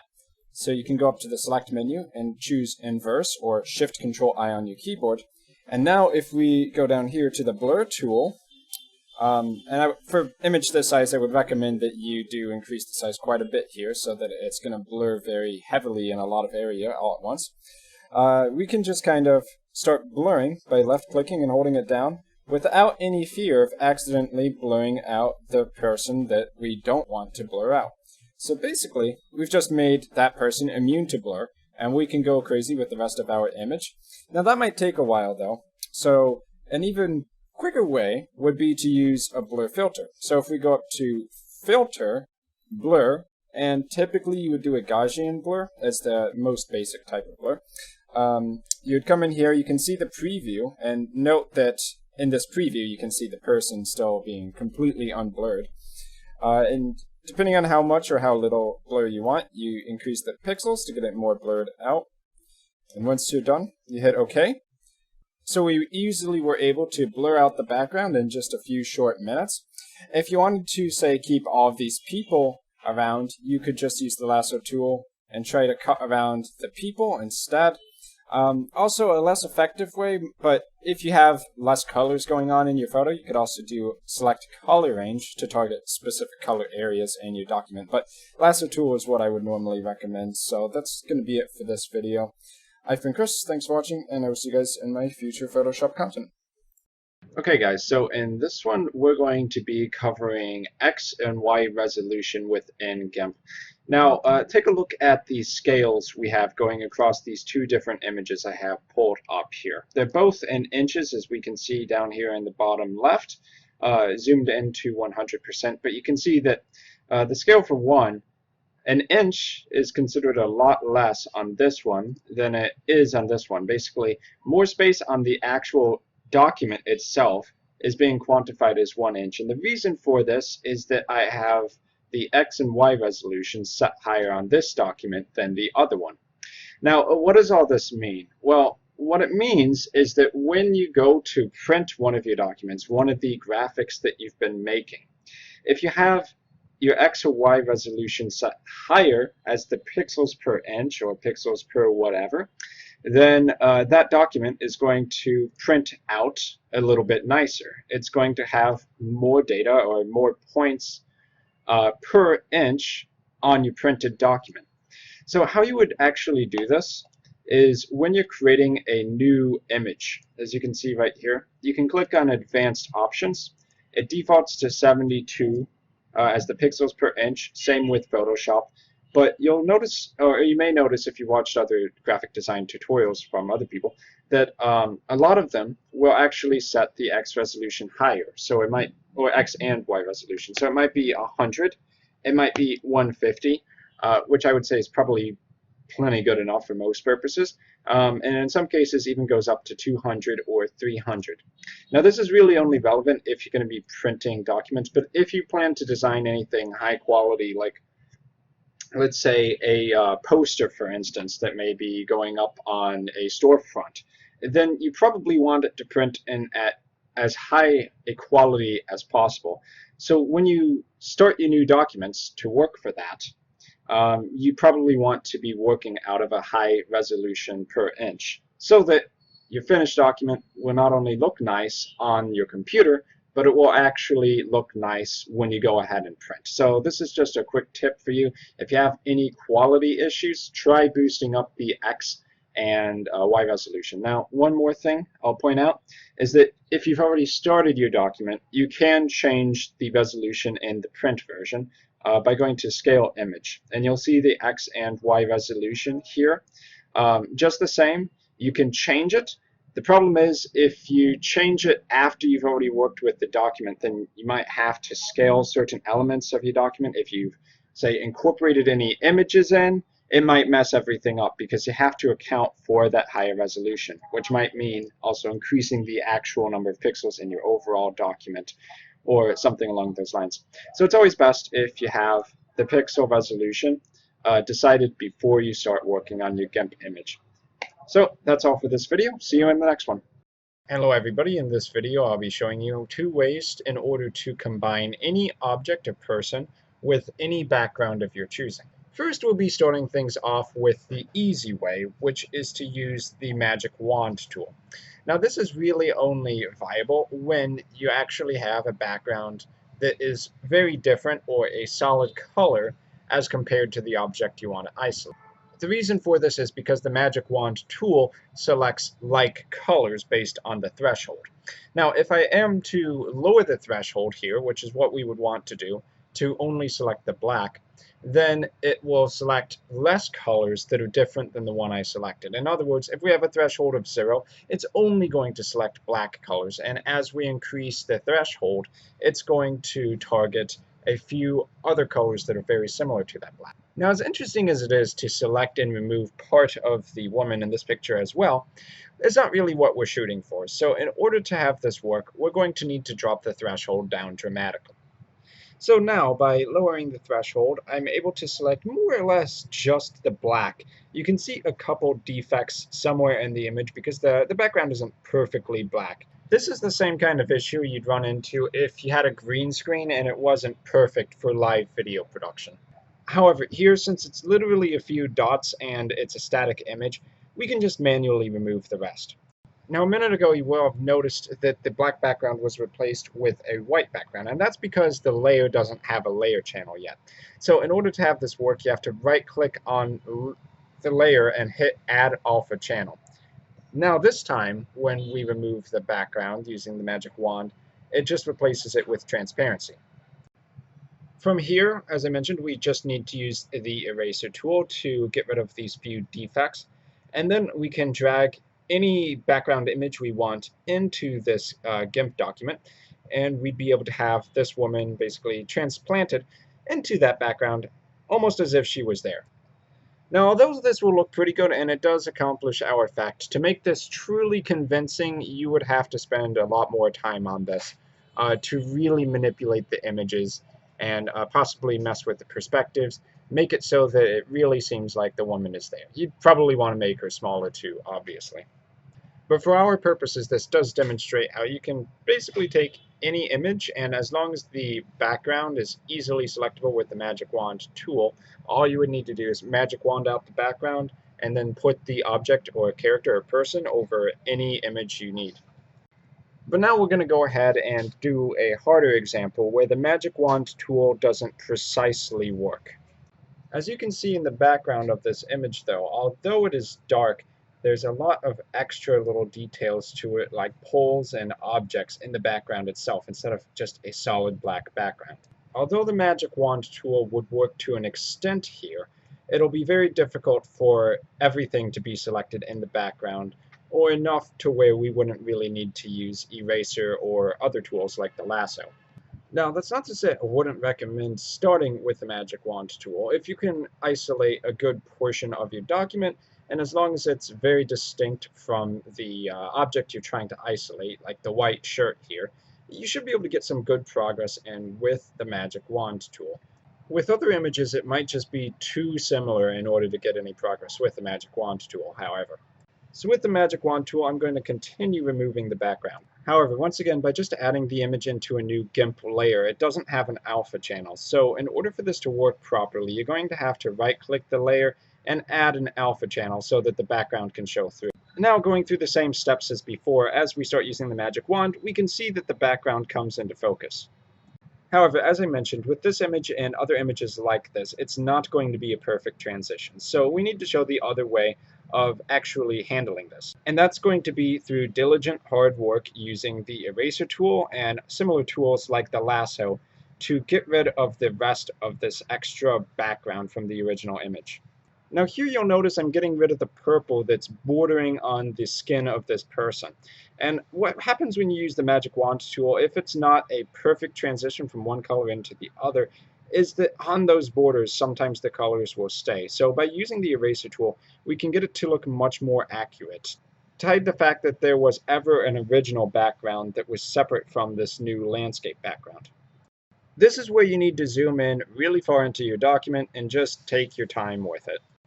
In many ways, this is very similar to the process of removing acne or other defects from a photo. The more time you spend with it, the better results you're going to get, but there isn't always necessarily a easy, free, quick-to-use answer like the magic wand tool. However, for any of the areas that isn't bordering the important part of this girl in the image, you can just use an enlarged eraser tool to slam out a lot of chunks at once. So make sure you don't make your work harder than it needs to be. Only get really focused when it's in an area that is actually going to show in the final image. In other words, those border areas where it needs to look good and you don't want to accidentally remove information that should be in the final image. To demonstrate the lasso tool, when you use the lasso tool and you choose a point and then you choose a second point, it's going to draw a selection line between those 2 points. And you can keep going with as many lines based on the points as you want until you reconnect it back to the original point, and then you have a selection which could look something like a polygon. But what's nice about the tool is that it gives you quite a fine level of control over what your selection is going to be. So selecting for this elbow here is not actually that hard. I just need to choose a bunch of different points going along the surface of the elbow and the woman's torso. The more points you select, the more precise the selection is going to be. Get as far up there as I can, and then when I have more or less the pattern of the outside drawn using the lasso tool, I can just reconnect it finally to the initial point and delete everything that was inside there. So just a few more points to select here, and then we can drive back to the original point and delete this whole section, which will take care of a large portion of what we actually need to do. So you can see that the lasso tool is quite effective and easy to use. Not only that, but it does also allow us to take care of removing some of the purple border that was showing in the original image. Now here it's mostly a process of cycle and repeat. Look at all the parts of your original image and make sure that you take care of removing them. If you aren't sure if something's in the foreground or the background, you can toggle the background layer so that only the original image is showing. And that should make it a lot easier to see visibly with the checkered transparent background. If you have trouble using the lasso on the border of the overall canvas, you can try using the eraser tool there. And for everywhere else, you can use the lasso tool to make it pretty precise, clean up with the eraser as needed. And if you put enough time into it, you should get it to the point where the background is completely removed and all you're left with is the original object that you wanted to transplant into another image. So remember, start with the magic wand tool and see how much you can remove there. If you can't remove everything, you can start breaking out the lasso tool and the eraser for fine-tuning. Depending on how much time you put into it, you'll get different variations of results. You may need to mess around with the perspective tool a little bit to make it look like it really belongs in the image. But for the most part, that's all you need to do to combine any object with any background. So hope you enjoyed this tutorial, and until my next one, I'll see you then. Hello everyone, in this video I'm going to be showing you how you can take any person or object within GIMP and turn it into a black silhouette of itself. So with this initial cartoon image of a person, I'm going to start by scaling it down here because I want him to fit into the background mountains at least somewhat. In order for that to work, he needs to be a lot smaller, and for the silhouette to work properly, we need to remove the white space, so I'm using the fuzzy select tool for that. For this tutorial, I want this guy to kind of appear like he belongs in the background image, so I'm going to reposition him a little bit more and scale him further later on to make him smaller and fit into the mountainside. But once you have your image prepped, you can go to the Colors menu, find Brightness and Contrast, and set Contrast to -127 to make the guy or object one unified color. This does give you a silhouette, but usually you would want a black silhouette, so you can use the Paint Bucket tool in order to change this gray to a black or change it to whichever color you prefer. Once you've done that, you've created a silhouette. Congratulations. I'm going to go a little bit further in this tutorial, though. I'm going to scale this guy down so that he fits in the background using the scale tool, and then I'm going to create some duplicates of him. So let's position him over the mountainside so that it kind of looks like he's standing there. And then we're going to put more of this cartoony guy across the landscape. So I'm going to duplicate the layer using the Layers window. So I'm going to move this copy of him to a different location on a different mountain, scale it appropriately so that it accounts for the distance. And even I'll throw in the flip tool, I think, to change his orientation. There we go. Now remember, it's of course up to you whatever you want to do with the silhouettes. You can use it like this, or you can use it for other purposes. But I'm going to continue by duplicating the layer and creating a couple more of these guys to finish up this image. So I hope you enjoyed taking a look at how to create a silhouette inside of GIMP. Until my next tutorial, see you then. Hello everybody, in this GIMP tutorial we're going to be talking about how you can use the flip tool in order to reorient or change the direction of a person or object within GIMP. However, in order for the flip tool to work and to change a character's perspective within a scene, we first need to isolate the character from the background in the original image. So here I'm going to start by using the fuzzy select tool in order to grab some of this background and get rid of it. You'll notice, however, that there's a lot of these little specks that aren't being picked up by the fuzzy select tool, and that's actually a problem. As soon as we apply this character to a new background image, you're going to see how with the fuzzy select tool and the removal of those pixels, that a lot still gets left over. That just goes to show you the importance of having a solid colored background whenever you want to remove it with the fuzzy select tool. However, you can of course always use the eraser and other tools to clean it up a bit. Although at this point the background looks pretty clean, as soon as I apply the new image and put the character as the foreground, you can see that there's still a lot that needs to be removed. So I'm going to spend a few more seconds to go ahead and clean this up. It's important that you do this because whenever you reverse the direction of a character using the flip tool, it's going to reverse the entire layer all at once.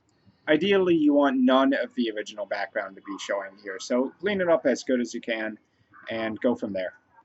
Now that we've cleaned it up, we can go ahead and use the move and the flip tool to get the character looking in the direction that we want, kind of over towards where those other characters are.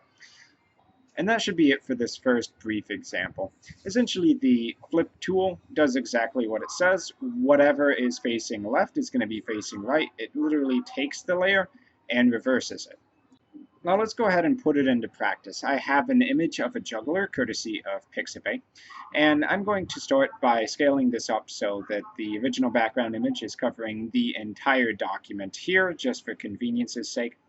And then we're going to take another character off of my desktop, which I'll just drag and drop in here, and make it so that he's not only facing towards the juggler, but he's also silhouetted and shrunk down so that it looks like he belongs in the scene. And that's where the flip tool really belongs.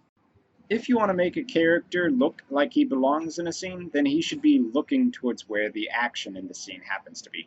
So here I'm going to get things started off by flipping his direction so that he's facing the juggler, using the fuzzy select tool in order to remove some of the white background. It's important that by the time we're finished here that we remove all of that white space because it doesn't really belong in the final image. After shrinking him down to match the scenery, it looks a lot more like he actually belongs in this scene, so we just need to do a little bit of cleanup work before we apply the silhouette. And that's just going to involve using the fuzzy select tool and getting rid of the last little bit of white space here. And under the character too, where it kind of looks like he has a platform, that shouldn't really be there as well.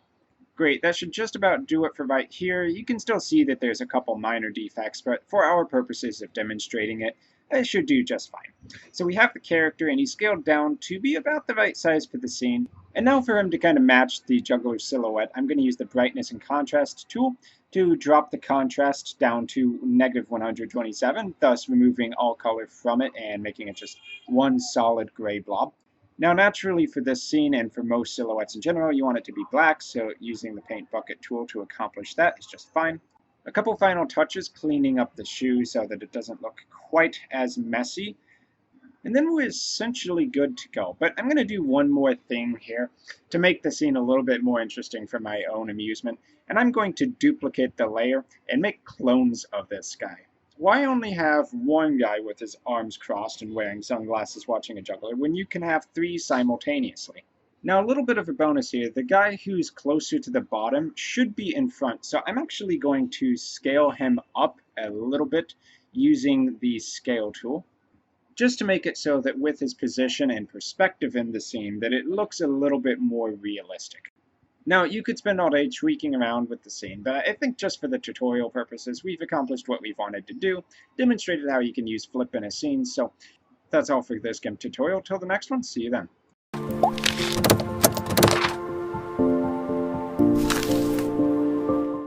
Hello everybody, Chris here, and in this short video I'm going to show you the color balance tool inside of GIMP.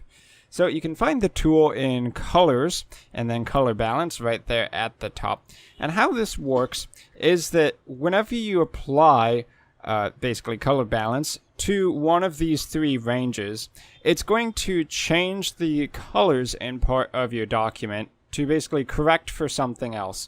And I would imagine in this particular image, when it was originally shot, the artist or the photographer actually used color balance to get it how it originally was.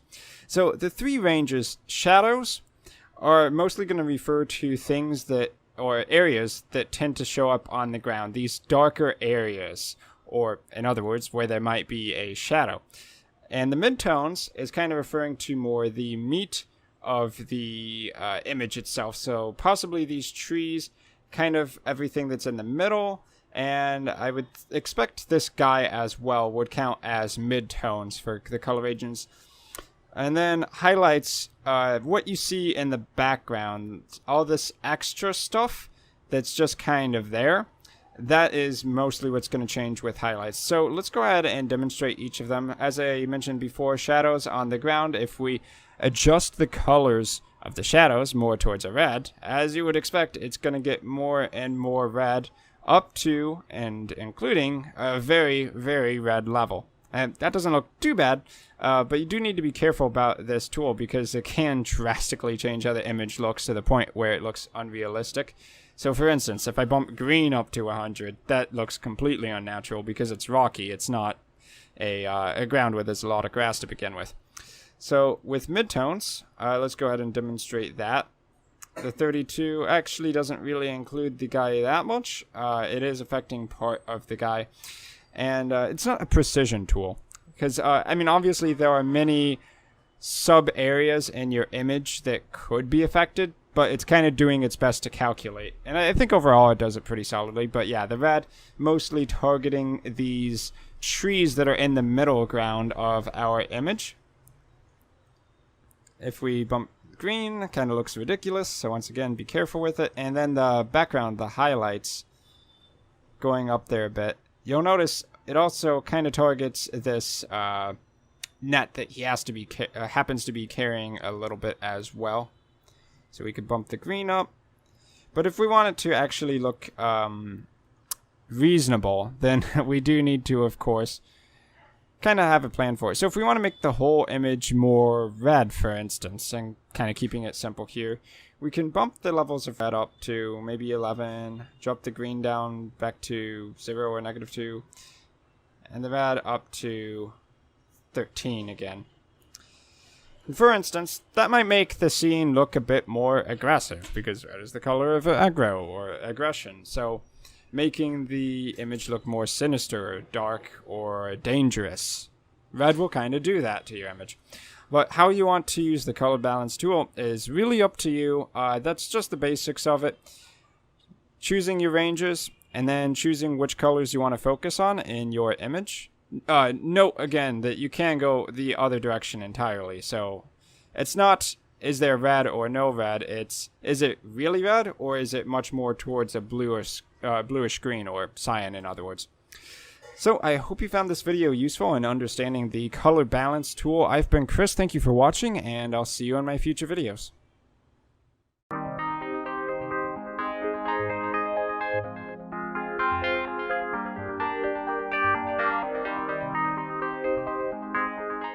Hello everybody, Chris here, and in this GIMP tutorial I'm going to be showing you how you can take text and basically convert it into a text arc or another shape inside of GIMP. And the way we get this started is by using the pin tool in order to select a few points to basically draw the path in which the text is going to appear on. But because I want it to be symmetrical on both sides, what I'm going to do is start by going to Image, Guides, New Guides, and sometimes the box pops up behind, so be careful about that. And then I'm going to put a guide at about 35%. So we can see this guide drawing across, and that gives us a good reference to use when we're selecting points. So here I'm going to select the start point of our curve, the end point of our curve, and by holding down Shift, I'm going to make sure that as I drag this up, it's going to make a symmetrical path. Now I should try to get closer to the middle if I want it to look even on both sides. Okay, and that's going to approximately do it. Maybe we make it a little bit more subtle than that. Okay, so now that we have our curve drawn, and it doesn't need to show on screen, it just needs to be there, and you can always check your paths by going to Dockable Layers and Paths to confirm that the path is actually there. I go back into the text layer, and with this text selected, or just the box selected, you can right-click it and hit Text Along Path.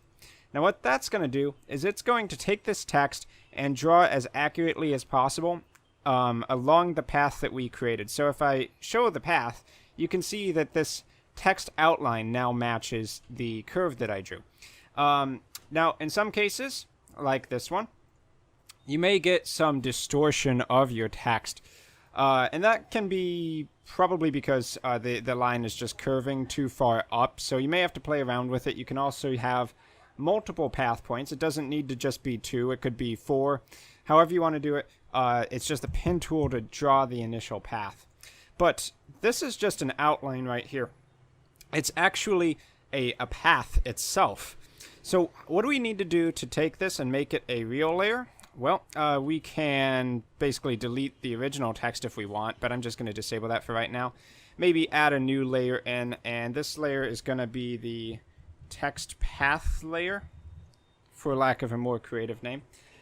And in order to fill this, we can select the fill bucket, make sure that we have that path selected, go up to Select, choose from Path, and now it's selecting all the space inside of these outlines. So the last thing we need to do is click with our color of choice inside of the text, and it's going to apply to every area of that space. So now we can deselect everything, hide the path, and there we go. We have curved text inside of GIMP. So pretty cool tutorial for you guys. I hope you enjoyed it, and I'll see you in my future content.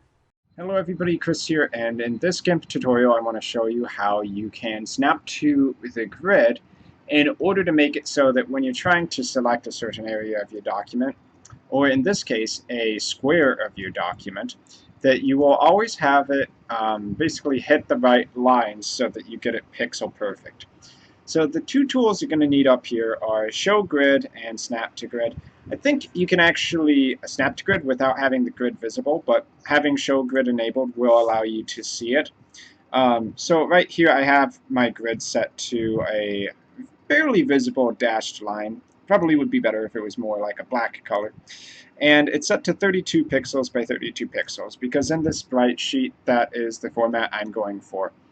Now how did I get the grid like that? Well, if we go up to Edit Preferences and then we look for Default Grid, you'll see the spacing, the height, the foreground color, and the background color. Now I believe that these preferences apply to all of your documents, so if you don't actually want to change it for everything, you can back out of there, And instead, you can go to Image, Configure Grid, where you will get more or less the same tools, but specific to this document. So for foreground color, if we want to change that, we can make it something like that, foreground and background color. Now, most of these line styles actually only use the foreground color, so take note of that. I think double dashed is the only one that uses the background color. But in any case, set the spacing of your width and height to what you want the grid to be at. Hit OK. And now, if you have Show Grid and Snap to Grid enabled, we can zoom out a little bit, and you'll see it's pretty easy to actually select that select the document based on those squares. So this is 32 pixel, 2 by 2, so that's 64 pixels by 64 pixels. And I can do the same thing at 96 by 96 pixels, just by dragging and dropping. And yeah, that's basically how Snap to Grid works and how to set it up. So just remember, as soon as you don't need the grid anymore, you can uncheck Show Grid, and if you want Snap to Grid to be disabled, just go back into the View menu and turn off Snap to Grid.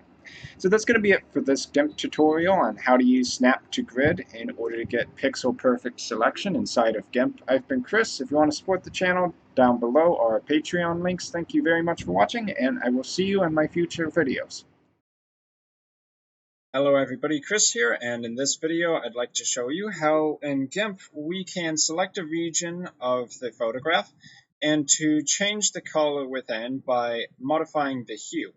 So in this video we're going to be using the Scissor Select tool, and I'm going to go around each of these X and change the color by modifying the hue.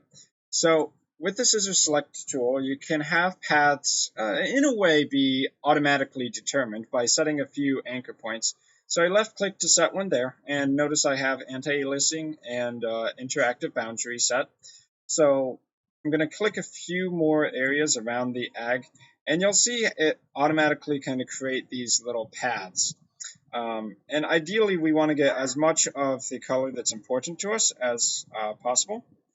So in our case that would be the red.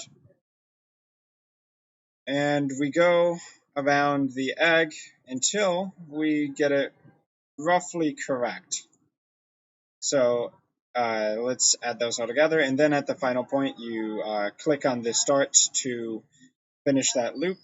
But we can add in new points here, and we can drag the old points until we get it right. So I'm going to modify this a little bit so that we get some better results. Okay, and that's looking pretty decent there. So finally, to select this area, we left click inside of our scissors cut, and then we go up to colors, hue saturation, and we can adjust the hue of that red to a different color. So let's go with that blue there. Now, of course, you can see that on the edges, it's not quite 100% perfect. That's okay. We can change that a little bit. So one option to do some cleanup here is to modify the hue. So I'm going to, let's see, color select this area. And we'll just go down here and draw with hue selected as the mode to kind of correct these orange areas a little bit until we get it right. Okay, now that looks a little better. Obviously, you probably want to spend a little bit more time if you're trying to do this for a professional image. And for now, we'll leave that there because we also need to select this blue guy over here. So once again, the Scissor Select tool. Note that it's very easy because you don't have to get a perfect circle. The Scissors tool just kind of automatically determines most of this for you. And we'll click a few more times to wrap it up. Try to get as much as possible here. And then we're going to change this over to a new color. Oh, whoops, forgot to select. Yeah, make sure you click inside the scissors when you're ready to select. So we'll do this one more time. Okay, just kind of quickly here. And let's adjust these points to get more of the area. That looks good. Okay, looks pretty good all the way around. So finally, click inside, and now we have the dotted selection. So we go to colors, hue saturation, And we can change that a bit. So let's make it something radically different, like orange. Okay, so we can hit OK there. And for the most part, we've changed the color on most of it. And then we can just do the color saturation trick one more time. So selecting kind of that orange, and then we draw over these areas. Okay. Well, yep, probably need to invest a little more time over there. And we can color select one more time. And okay, let's see if we can get it decent with that. Okay, that looks a little better. And finally, I'll do one more hue change over here. Okay, and that looks decent. So I've gone ahead and changed 2 of these eggs. And for the thumbnail, I'll go ahead and change the color for the remaining 3. But for this tutorial, that's the basics of how you change the color, or the hue more specifically, of any object within your GIMP photos. So thanks for watching. I've been Chris, and I'll see you guys in my future GIMP tutorials. Hello everybody, Chris here, and in this video I want to give you guys as complete of an explanation as possible to gradients inside of GIMP. So we're going to be covering the basic gradients, where you can find them, how you can use them, creating your own custom gradients, modifying existing gradients to change things up a bit, and also how you can apply gradients to different elements of your image, such as if you want the gradient to only apply as an overlay for text. So basically, you have text that is in a gradient form, a very common application for gradients actually. So to get started, you have the blend tool in the toolbox. If you have single windowed mode selected inside of GIMP, which you can do by going into Windows and then single windowed mode. And in the main toolbox, which you can open up over here on the left, if you need to open it still, you can go to Windows, Dockable Dialogues, and Tool Options. But anyway, you're going to find a tool called the Blend tool, which actually looks like a gradient, a very simple gradient where you transition from one color into another. If we click on that tool, it's going to pop up with a set of options inside of Tool Options right below. And the main one we need to focus on here is this little selecting tool, where if you click on it, you can choose from all the different default available gradients. Now, there's nothing stopping you from going online, grabbing more gradients if you don't have the one you want here. You can also create your own custom one, as I mentioned before. But let's just demonstrate some of the basic gradients. So first, I'm going to open up a new document, and I'll just leave it at my defaults, which is 1920 by 1080 pixels. Usually what I use for thumbnails, by the way. So now that we've come in here, we can actually apply some of these gradients. The first few gradients that you'll see in the list, probably some of the most commonly used ones as well, are foreground to background. Now that's referring to the 2 colors you have selected here in these basically color selecting tools. The one that is on the top left is always the foreground, and the one that's on the bottom right is always the background color. You can toggle between these if you hit this little switch icon. So you see how when you switch these 2 colors, it's actually switching the colors available here in the gradient selection, and the more detailed gradient panel over here on the bottom right. You might not have that open by default.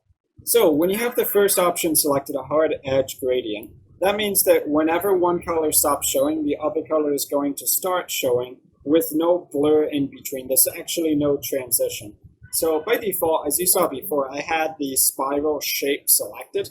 If we do that with a hard edge, it's going to look something like this. So I'm clicking and kind of dragging in the direction that I want the gradient to appear in. So the main thing here, the important thing, is actually the center point. You see that wherever I put the center point, that's where everything else appears around. But if I do something like change the direction, it's kind of changing the starting point a little bit.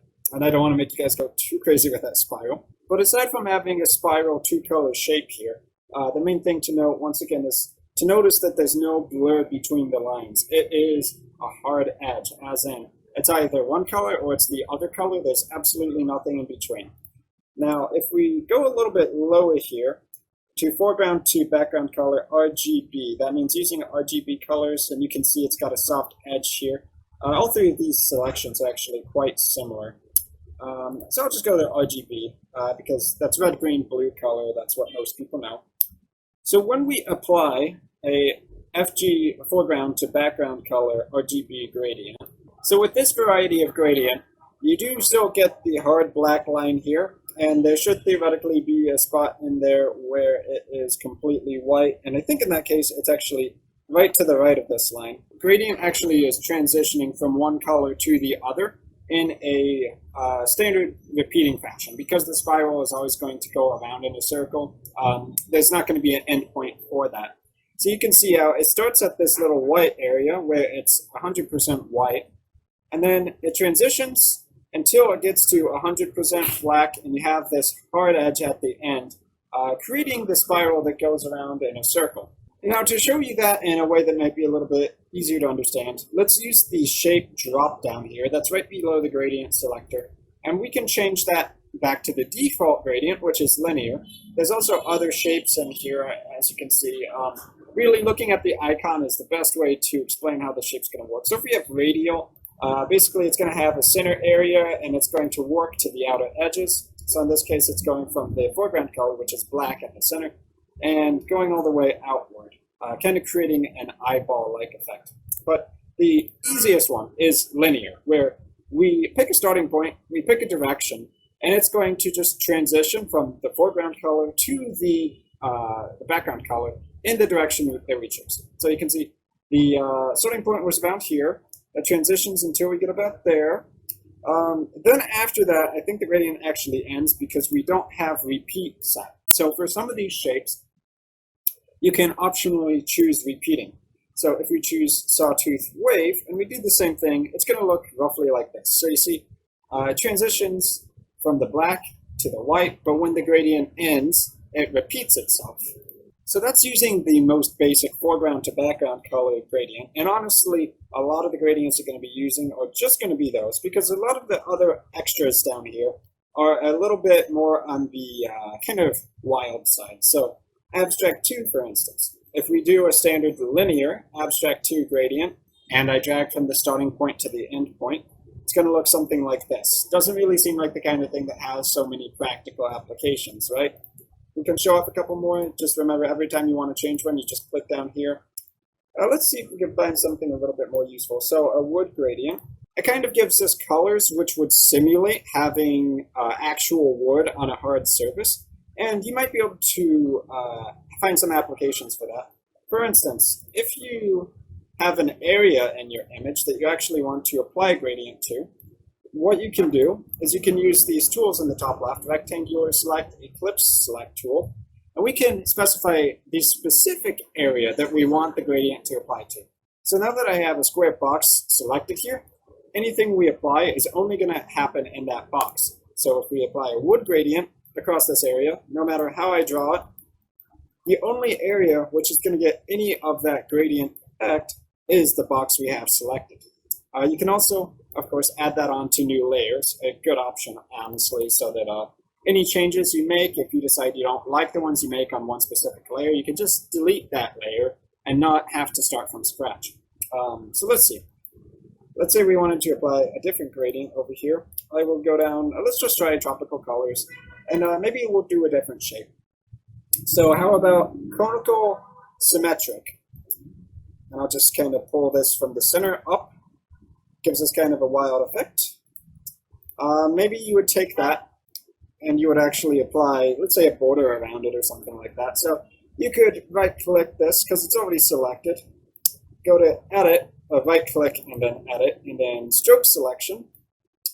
And we could apply, I don't know, like a 15-pixel stroke around the edges there. And now, in a sense, you have like a framed portrait. Now, as you may have noticed, over on the right, we do have this gradients box popped up over there. If you want that to appear, whenever you do click on this gradient selection tool, there's an option in the bottom right-hand corner, which is Open the Gradient Selection dialog. If you do that, that is actually going to pop open this window over here, which, because it gives you the names of them straight up, it might actually be an easier way to select the gradients from your list if you are working in gradients a lot. So that's one good option there. So one of the things you can do pretty easily in that panel is to create new gradients. You may notice in the very bottom right-hand corner, or the bottom of this section here, there is a new gradient button. If we click on that, we can create a new gradient. Another option is to right-click anywhere on this list and choose New Gradient. Also note, you can duplicate gradients if you want to have a starting point based on one of these other options there. So I'm going to hit New Gradient here. You can see it gives us basically the standard foreground to background color gradient. We can change the name in the top right-hand corner, so I'm going to call this Custom 2, because this is the second one I've created on this instance of GIMP. So in this gradient editor, we can see that our Custom 2 gradient we have currently selected has a middle point indicated by the white arrow, start points and end points indicated by the black arrows. Now, we can't move the start points and end points because there's only one middle point in this current gradient setup. There always has to be a start point on the far left and an end point on the far right. But we can move this middle point. So if I drag this middle point, you'll notice that there's kind of this line here where the middle actually happens at. And by dragging the left, the middle point handle over to the left, it's kind of condensing everything that happens between the left end point and the middle point, and spreading out everything that happens between the middle point and the right-hand endpoint. Basically, because there's more room for this effect to happen, this transition from the middle color to the end color, it's spread out across a larger distance. So if we apply these changes as a gradient inside of the main document, you will notice those changes immediately. So here's that middle point I was talking about showing up. You may actually not want it to be such a hard line there, which is a little bit of a problem, but we can work through that by improving the gradient. But you'll notice that this transition from this black over here, which starts about right there, to this middle point is very, very fast in terms of pixels across our document. But then the second section, everything from the middle point to the end, takes much larger amounts of space in terms of pixels for that to occur.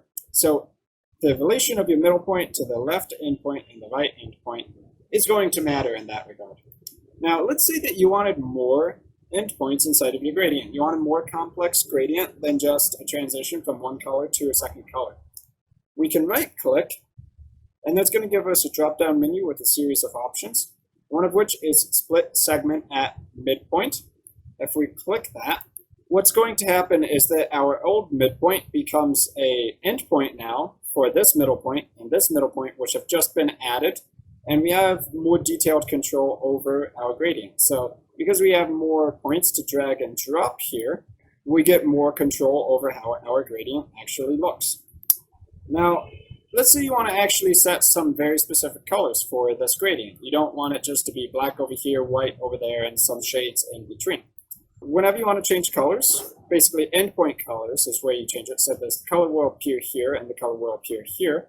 Or if I click over here on this section, the color here and the color here, we left click on the section indicated by these blue bars that we want to edit. Then we right click and we can choose right endpoints color, left endpoints color, which is going to mean that if we have a right endpoint color, it's going to be transitioning up to the color we select until it gets to right here. But if the left endpoint color is set to something different here, it's going to have a sharp drop off when it switches over to this section. You'll see what I mean right as soon as I change it. So I'm going to change this just to a red.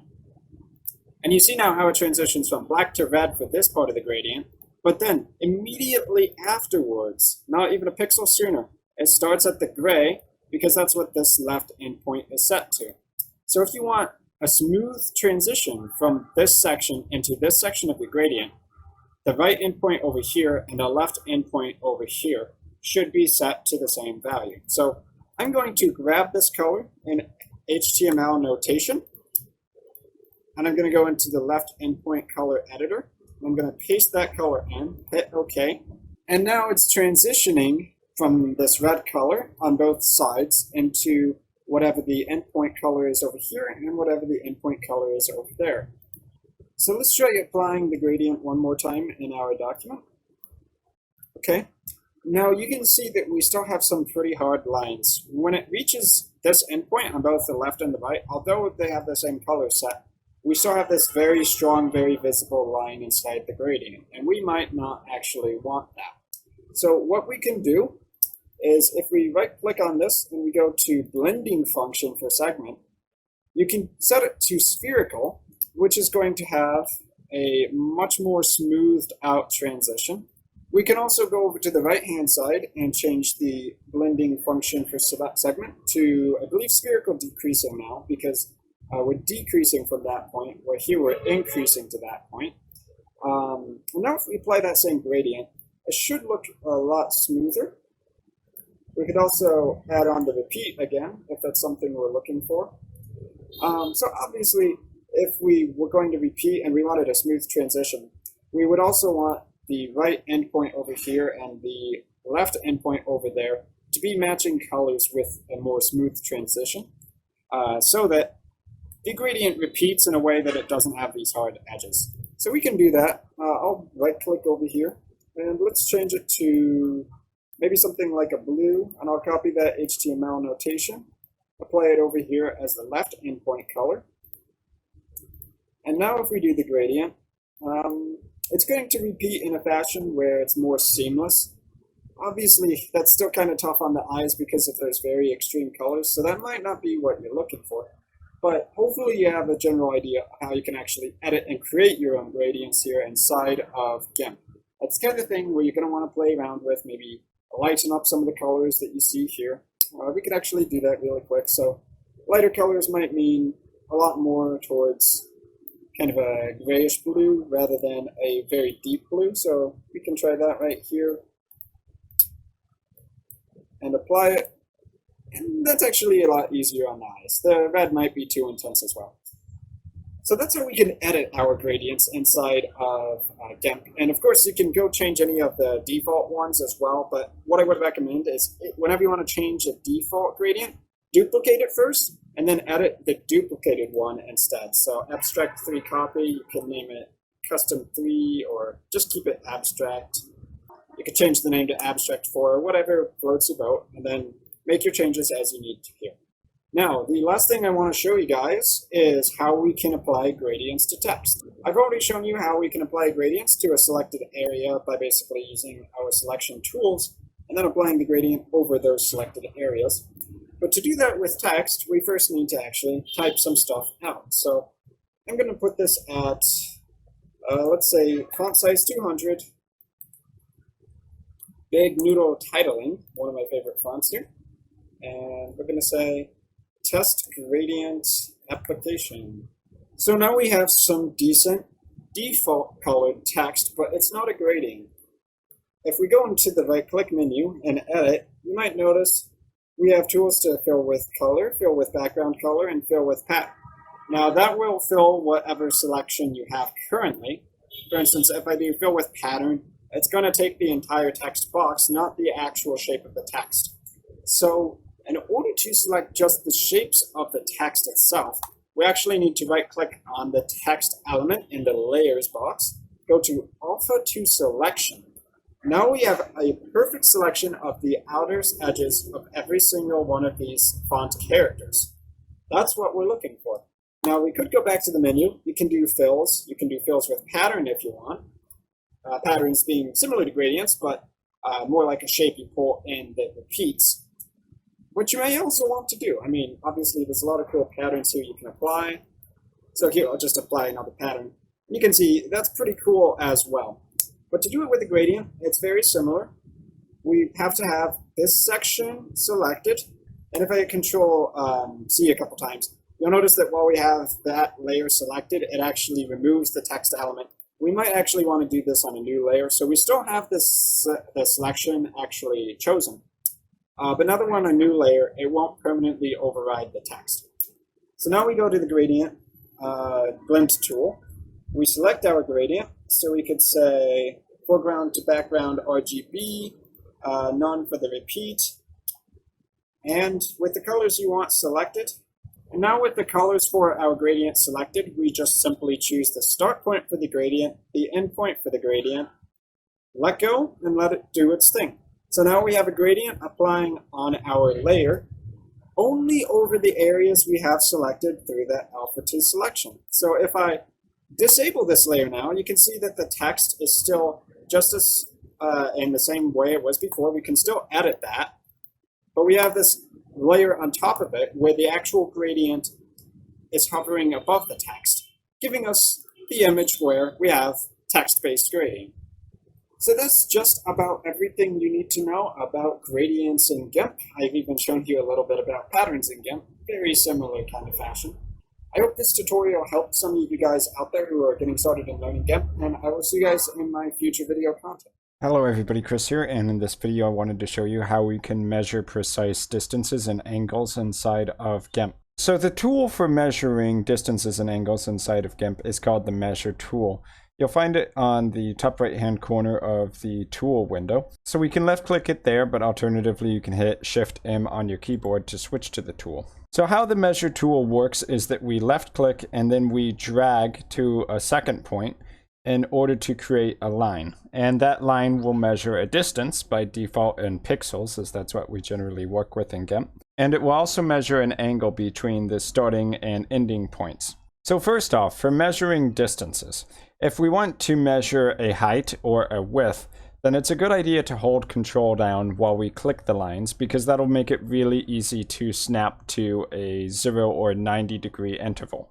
So in order to measure precise horizontal or vertical distances, it's a good idea to hold Control down when you're creating your line, because when you hold Control down, GIMP will automatically snap the angle to 15 degree increments, which will make it really easy to get 0, 90, or 180 degrees and so on to show up.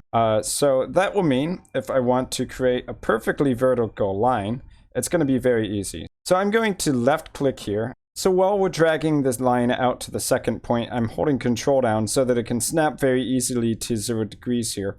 So now we know that this line is perfectly straight up. So all we're going to need to do now to measure the diameter of this circle is to zoom in and make sure that this first point is placed directly on the top pixel. So you can see there's a lot of areas with the top pixel. So I can just left click on this point, drag it down 1 pixel, and that's going to give us a perfect height starting point.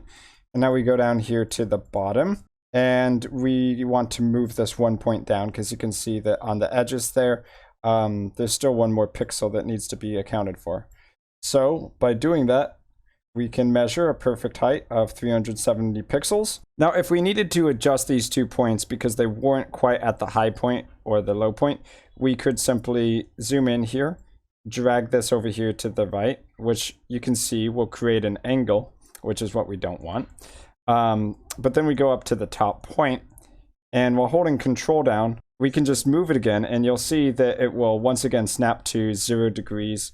You can see that at the very bottom where we'll say 370 pixels, 0 degree angle. That's how we know that it's a perfectly straight line. So to do the same thing with a horizontal measurement, I can come over here, find the leftmost point, left click, and then zoom out with middle mouse wheel, scroll all the way over to the right hand side.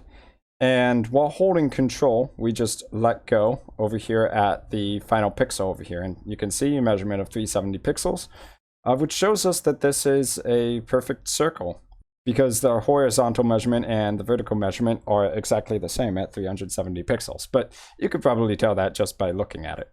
Okay, so let's talk about measuring an angle now. So the trick to getting a good angle measurement with the measurement tool is going to be to zoom in and to make sure that you're following along the edges. So for instance, if I zoom in here on the green part of this Chrome logo, then I'll be able to really easily pick out one of these top pixels. So left clicking, and then I can just drag it down here to another point, which is on the edge of this green space. And that should give us a good measurement for the angle between the starting point and over here. So you can see it's measuring it at a 29.98 degree angle. So we can tell that that was probably meant to be a 30 degree angle. But just because of measuring so few pixels, it's off by a small fraction. If we wanted to double check, we could measure again by left clicking up there at that top right pixel. Maybe we go a little bit further here, so I'll drag it down to here. We can see depending on the pixel that it may be off by a little bit. But yeah, that approximately gives us a 30 degree angle. So let's take one more angle measurement here. I'll measure between about here and over here. Keep in mind the slope, so depending on where you stop your measurement, it's going to give you slightly different results. But I'm going to try to only do this long part where there is no curving. So let's see here. A measurement from this pixel seems a little bit more accurate. And we'll go up here, and we get an angle measurement of about 28.61 degrees. So one thing I want to point out about these angles, though, is that they are direction independent. So you can see here it creates the angle, the starting point being here going to the right, and it measures up here. But if I measure from this pixel down to that starting point, we get exactly the same angle measurement, even though the directions are reversed on these angles. One was looking to the right and the other was looking to the left. So you will never really see it measured in terms of a full 360-degree circle where the direction actually matters. So that's the basics of how you can do measuring of angles and distances inside of GIMP using the measure tool. Long story short, use Control to snap to certain angle degrees, 15-degree increments by default, and zoom in a lot so that when you click to select your starting and end points, that you get a pixel-precise answer. So that's going to be it for this GIMP video. Thanks for watching. I've been Chris, and I'll see you guys in my future video content. Hello everyone, in this video we're going to be covering how you can create a YouTube thumbnail from scratch that both looks pretty good and attracts viewers to your video. So in order for this to get started, you need to know that you're working with a 16:9 resolution when you're making thumbnails for YouTube, and that's because video is normally widescreen HD 16:9. However, in this case, I'm going to subtract 60 pixels from both the width and the height of our initial image, because when we use the border tool, it actually adds extra pixels onto the image. So I'm going to have a border of 30 pixels on each side, so that's 30 plus 30 for the width, and then 30 plus 30 for the height, in addition to our base resolution. So the first thing I'm going to do is take the Notepad++ icon from my desktop and put it into this image. We're going to be making a thumbnail for a Notepad++ tutorial. Great app if you want to go ahead and check it out for free, by the way. And the reason we're using an icon here is that icons are very recognizable. So they do pretty well in your thumbnails for telling the viewer, oh, so this is about Notepad++ or Photoshop or whatever you happen to be talking about. Increasing the size to 300 pixels by 300 pixels makes it stand out a little bit more. Remember that everything's going to scale down when viewers are actually seeing the thumbnail in YouTube search, that is. Next, we're going to add in the title text for this thumbnail. I would recommend that you find a large, bold font for your text. It needs to be as visible and stand out as possible. And then we're going to bump the actual text size up to a very high level. Instead of having a tremendous amount of elements on your thumbnail, you should strive to draw attention to the ones that matter, like the icon about what your video is about, or the title text itself. Here I'm going to leave the text black for right now because it looks good on white, but remember, we're changing the background, so most likely the title text is going to change to white as we add in a dark background. It's up to you whether you want to use black or white, but usually try both, see which one actually looks better for whichever colors you're using as the background for your video. So right now I'm working on the subtitle text, which is going to naturally be a little bit smaller, but may have more information. It could be the same as the title to your video. It could also just have some keywords that viewers are going to pick up on, things that people are going to see and be like, whoa, okay, now I want to watch the video. For a tutorial, it might just be telling them what they hope to learn, but for other types of videos, entertainment types might be something like more juicy, like, oh, it's going to be a violent video, or the top 10 secrets to insert random celebrities' wardrobe here. Once you've figured that out, or at any point while you're creating the thumbnail, you can go ahead and figure out what background color or background image you want to use for your video. More than likely, you'll have to cycle through a few and figure out what works best for you. As you can see here, the black text does not do very well with a dark background. It's a little less bad with the kind of lighter blue. So for now, I'm going to grab a darker color than that light blue so that we can put that into the border and see how it looks. The border tool is going to take that color, make 4 variations of it, and then each side of the border will have one of those variation colors. So the border looks pretty nice on its own. However, the blue background doesn't quite match, so I'm going to make it a little bit darker here. It's just something you need to play around with. And when you are going to work with a darker background, make sure you change the color of your text to something like white. Will make it look a lot better. As you can immediately see, it stands out more, it contrasts more, and you can actually read it easier. Now, at any point while you're creating the thumbnail, you can take a second to kind of reorganize out everything on your thumbnail. Make sure that the rough image of it looks good, that things fit together well, that you have your elements positioned where you want them. In some cases, you may not want the icon in the center. Sometimes it might work better off to the side. To get the alignment perfect, though, we'll need to use the alignment tool later on. For now, I'm going to create a new layer that we can put a box around the subtitle text just to make it stand out a little bit more, give a little bit more oomph to our thumbnail. So here I'm using the rectangular tool, rectangle select tool, to draw a box around the subtitle, and I'm going to fill that with a darker blue color to emphasize the fact that it is the subtitle. So use the paint fill bucket, click on the box that you just created, and there you have a background for the subtitle. I think that box is fine for now, but you could add drop shadow if you wanted to it to make the box itself stand out. But for now, we're going to go switch ahead to the Align tool. And in order for this to work smoothly, I would recommend you disable the visibility on the background and the border layers so that we can easily select the other layers in our document without the border and the background getting in the way.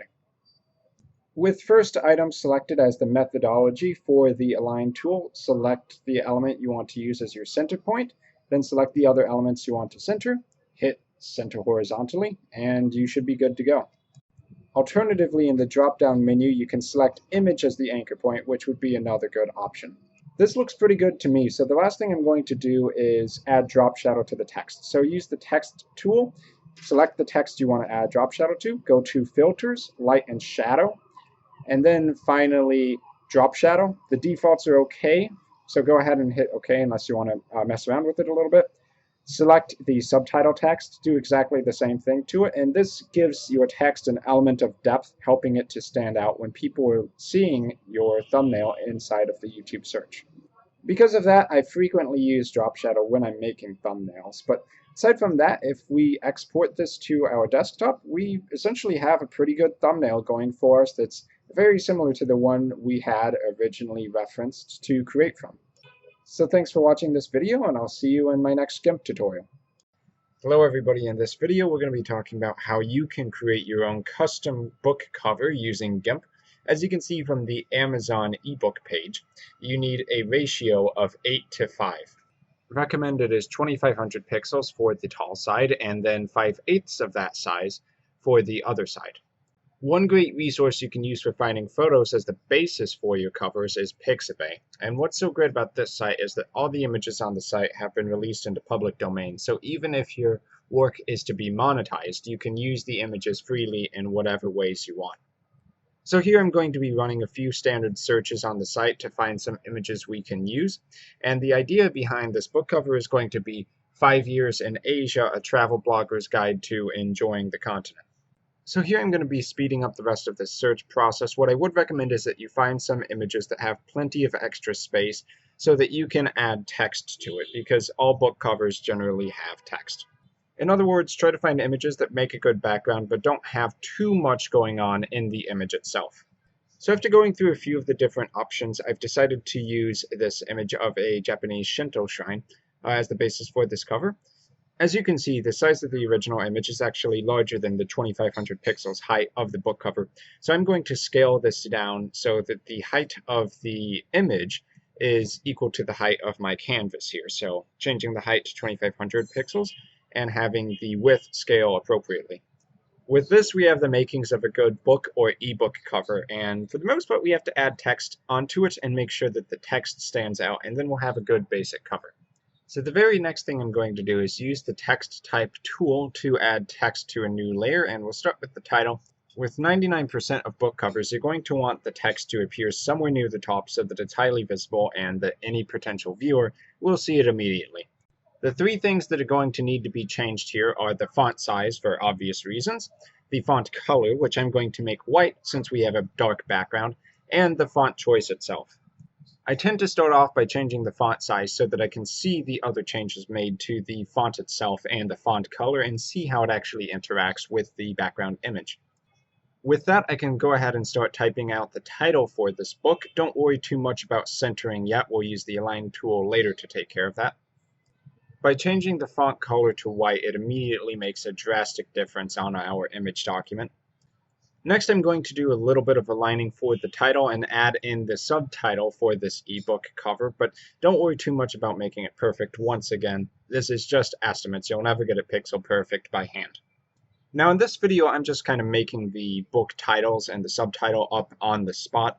What I would recommend is that when you do go ahead and make your book, make sure that you spend a lot of time on the title, because that's going to determine quite a bit whether you make sales or not. In this case, I've gotten to the point where I might actually have too many words in the title. 5 Years in Asia, a travel blogger's guide to understanding, or something like that, is kind of a long title to swallow. So I'm actually going to knock this down a couple words here. So I've spent a little bit more time and kind of came up with my mock book title here, A Travel Blogger's Guide to Enjoying the East. May not be perfect, but it'll do for right now. But what I'm going to do is I'm going to take the Enjoying the East part and separate it from a travel blogger's guide to, and put them on entirely different text layers. This is just a simple matter of cutting the text out that I want to move to a new layer, readjusting the old text layer, creating a new one, and pasting it in. By doing this, I did get some strange spacing issue, and one easy way to fix this, as you'll see later on, would just be to retype it in rather than cutting and pasting. But you could alternatively mess with some of the settings on the font dialog box, the font options, to actually make this right. In any case, I've got it roughly the way I want it for now, so I'm going to go ahead and add in the author for this book, which I'm going to put towards the bottom. Rather standard practice as well. So by S.A. Salavita. Once again, make sure you're using the text tool if you want to modify the text layer so you don't accidentally move the background instead. Just a little bit of repositioning now to get it to the right spot. Of course, remember the alignment tool so you can just center it in the box rather than having to do it completely manually. And now I think we can go ahead and start changing the fonts for this book. Now, whenever you're choosing the font for a book title, it should stand out quite a bit. So here I'm using a bold and italic version of Rockwell, which I think works pretty well. It's cleanly readable and it's not standard fare. It's a bit different than your average font. Of course, if there's extra room after you've changed your font, you can always increase the size of the font. After you've got the font for the main title itself down, you can go ahead and start working on the font changes for the subtext and the author description as well. The way that the text is displaying in the Enjoying the East text box is a little bit annoying here. So just to fix this, as I mentioned before, I'm going to go ahead, remove the text and just retype it in. Then make it the same size and change the font color again, and we should be good to go. And then a little bit more of repositioning just so that I can get it to look roughly how it's going to look in the end. But remember, the Align tool will let you have it pixel perfect before you actually export your image. This is merely to get a general feel of the appearance before I actually commit to anything, and before I go ahead and change the new font here for the subtext. Speaking of that, I think it's about time to go ahead and change these font. The original font, the Sans font, is a bit bland, to be honest. So I'm going to go through the list, cycling through here with the scroll wheel, and try to find a font that stands out a little bit more, but still meshes pretty decently with the title. This is another thing you should probably take your time with when you're doing the real thing, simply because font choices do make a real big difference when it comes to drawing in the eyes of people who may want to read your book. Now, it may not be the most perfect font here, but Papyrus looks pretty good for demonstration purposes, so that's what I'm going to change both of the subtext text boxes to, Papyrus. Now, you will note I do have the font sizes of the line above it at a different size than Enjoying the East. Increasing the font size is one way to emphasize your text, but it's up to you whether you want to make this stylistic change or to just keep it all the same size. However, I would definitely recommend that you keep the title text as the largest part of your text on the document. So now, just to kind of wrap this base of the text up, I'm going to start centering the text, increasing the font sizes more or less as much as I can without going overboard, because we want all the text to be visible from a distance if possible, if we were actually going to print this under a physical book cover. regardless of if this is necessarily just going to be going on an ebook or not. It's good to have the book cover in a form that can be applied to other areas as well. Now, two more things I'm going to do to this book cover before we wrap things up is to center all the text, obviously. And to do that, we want to hide the background and the image layers. And then after we're done with the centering, I'm going to add in some drop text. But to do this, you want to use the Align tool. I would suggest using relative to the image itself. And then all you need to do is select all of the layers that need centering, in other words, these 4 text boxes, and then hit the Center Horizontally option.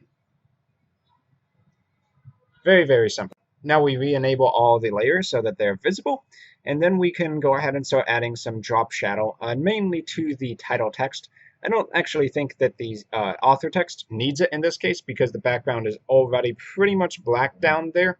Drop shadow just helps it stand out a bit more. Now with the drop shadow tool, I'm just sticking to the default since that's usually fine in most cases, and I'm going to apply it to the subtitle as well, both of the text boxes.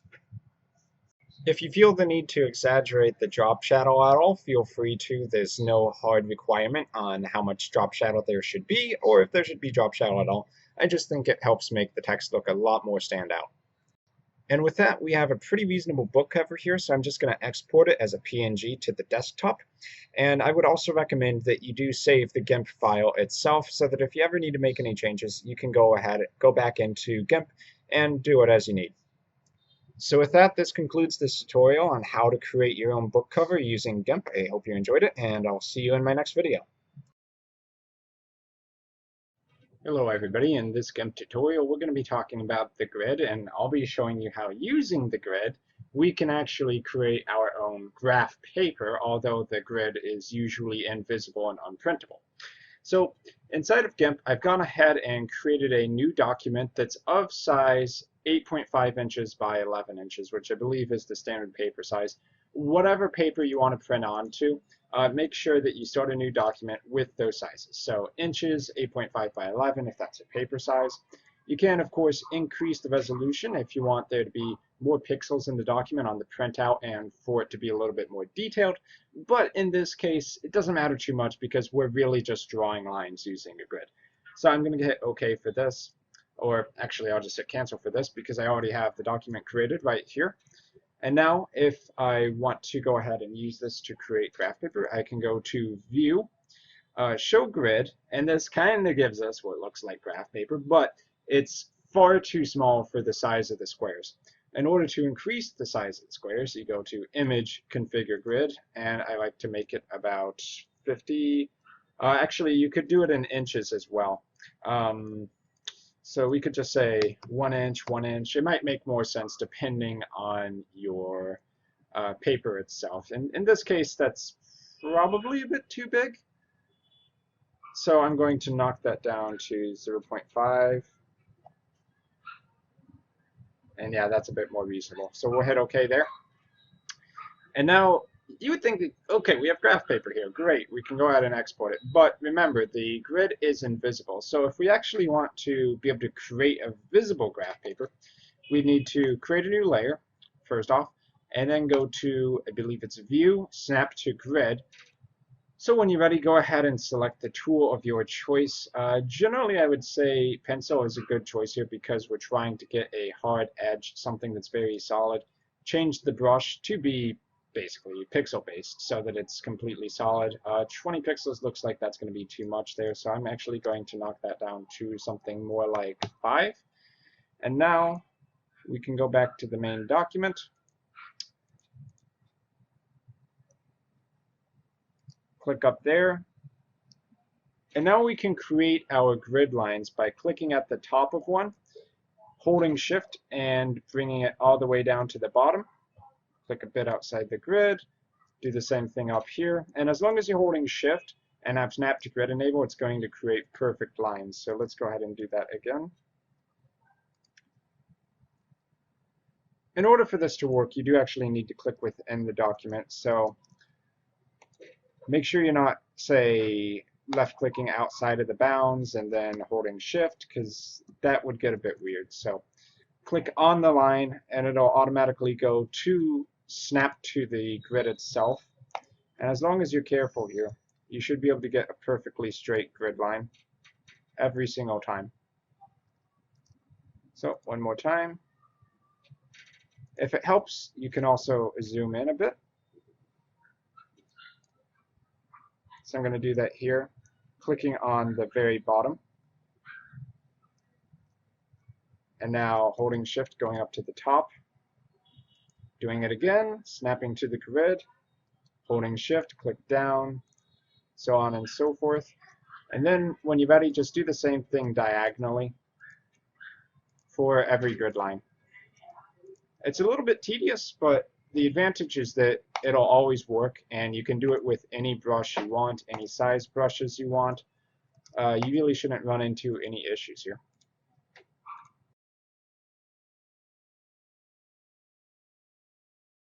And after a couple minutes of a careful manipulation and snapping to the grid, you should be able to get basically a fully functional graph paper here, which you can export as a PNG, you can print out to a document. And as long as you were watching the image sizes when you were creating a new document, remember, measure it in the printout. It should be good for print as well. Whether or not you show the background is up to you. You probably actually want to leave it off because a white background is going to be standard anyway when you're printing onto white paper, so you generally won't need that. So thanks for watching, and I'll see you in my next GIMP tutorial. Hello everybody, Chris here, and in this video I hope to answer many of your questions with 10 things beginners want to know how to do inside of GIMP. So the first topic we're going to be talking about is how to remove a background from an image. So there are many selection tools available for you to use inside of GIMP, but the one that I prefer to use for a topic such as this is the Scissor Select tool.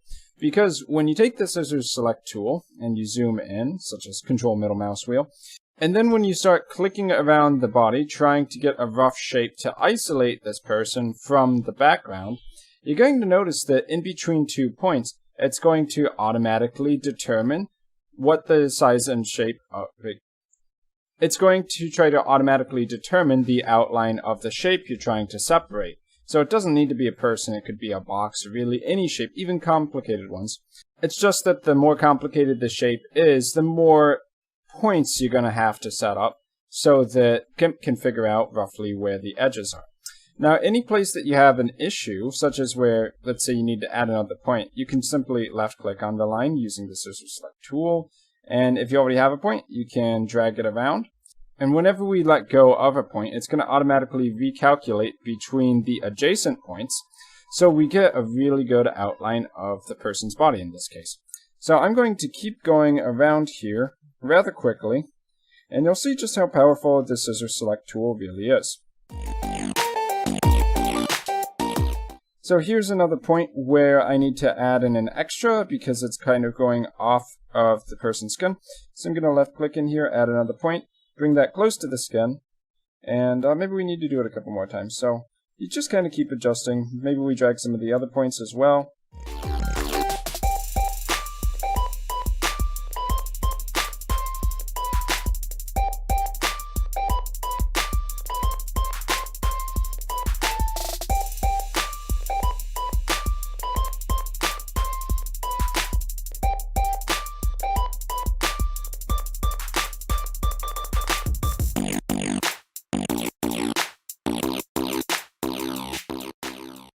Now, in order to complete the circuit, we simply need to click on the initial point, and now with that, we have a full selection of this person. If we click inside the boundaries now, what's going to happen is it's going to convert this scissor selection into a regular old selection. Now, with the image layer selected, I'm going to hit Control X to cut that person out, and I'm going to paste it onto a new layer. So, hitting New Layer, and now I just hit Control V to put the person back in. And now, with the original background layer, I can simply disable that. You'll notice, of course, that inside the person's arms, and between his leg and his arm over here, that a part of the background still remains. So in order to cut out the background from the areas inside of the person, we're going to go ahead and use the same process. So, scissors here, and I'm going to go around this area. Now, when you have very thin things here, like his earbuds going through, the scissors tool might not be the ideal tool to actually select this area. So you can either choose to just kind of cut that out and not worry about it, or you can get more precise with some other tools. So let's just go ahead and work here and try to get a rough cut out of this.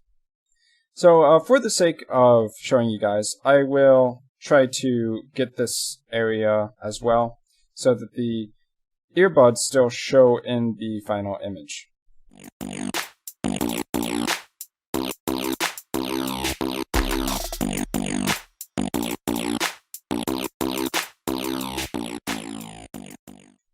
And we'll get this section too, and then we'll worry about the earbuds. Just try to make sure that if you have an item that you do want in the final image, that the scissors doesn't accidentally cut it out. You can do that by just adjusting these points until you get it with the right selection, roughly speaking. So let's just keep working around here, and then we'll try to finalize it by using some simple brush stroke tools. Okay, so I'm going to make this selection here, cut that out. So now I'm going to go back in here with the eraser. I will lower the size down to, let's say, 4 pixels or so. And then I'll just zoom in really close here, and I'll try to take care of it. So for single pixel edits like this, I recommend you would have hard edge turned on, so that when you actually remove some of these light pixels, they're gone completely just by clicking on them once.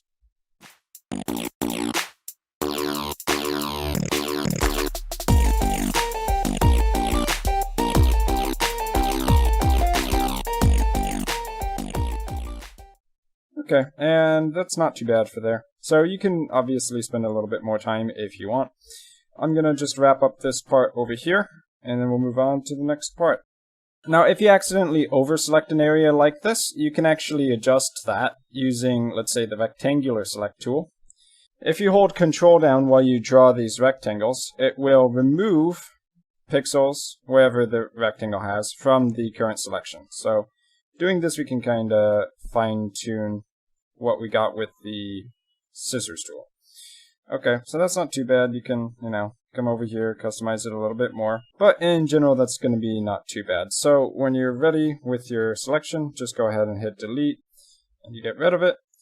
And by doing that, you've basically isolated a person from the background, which would allow you to either add in a new background or move the person to a different image. So next up, number 2, how to create guides inside of GIMP. So guides are these little lines that go across your document. They don't actually show up when you would print an image out, but they allow you to do things like snap objects or images to certain areas of your document. So for instance, if you wanted to center things horizontally and vertically, you would want a vertical and a horizontal guide, both at 50%.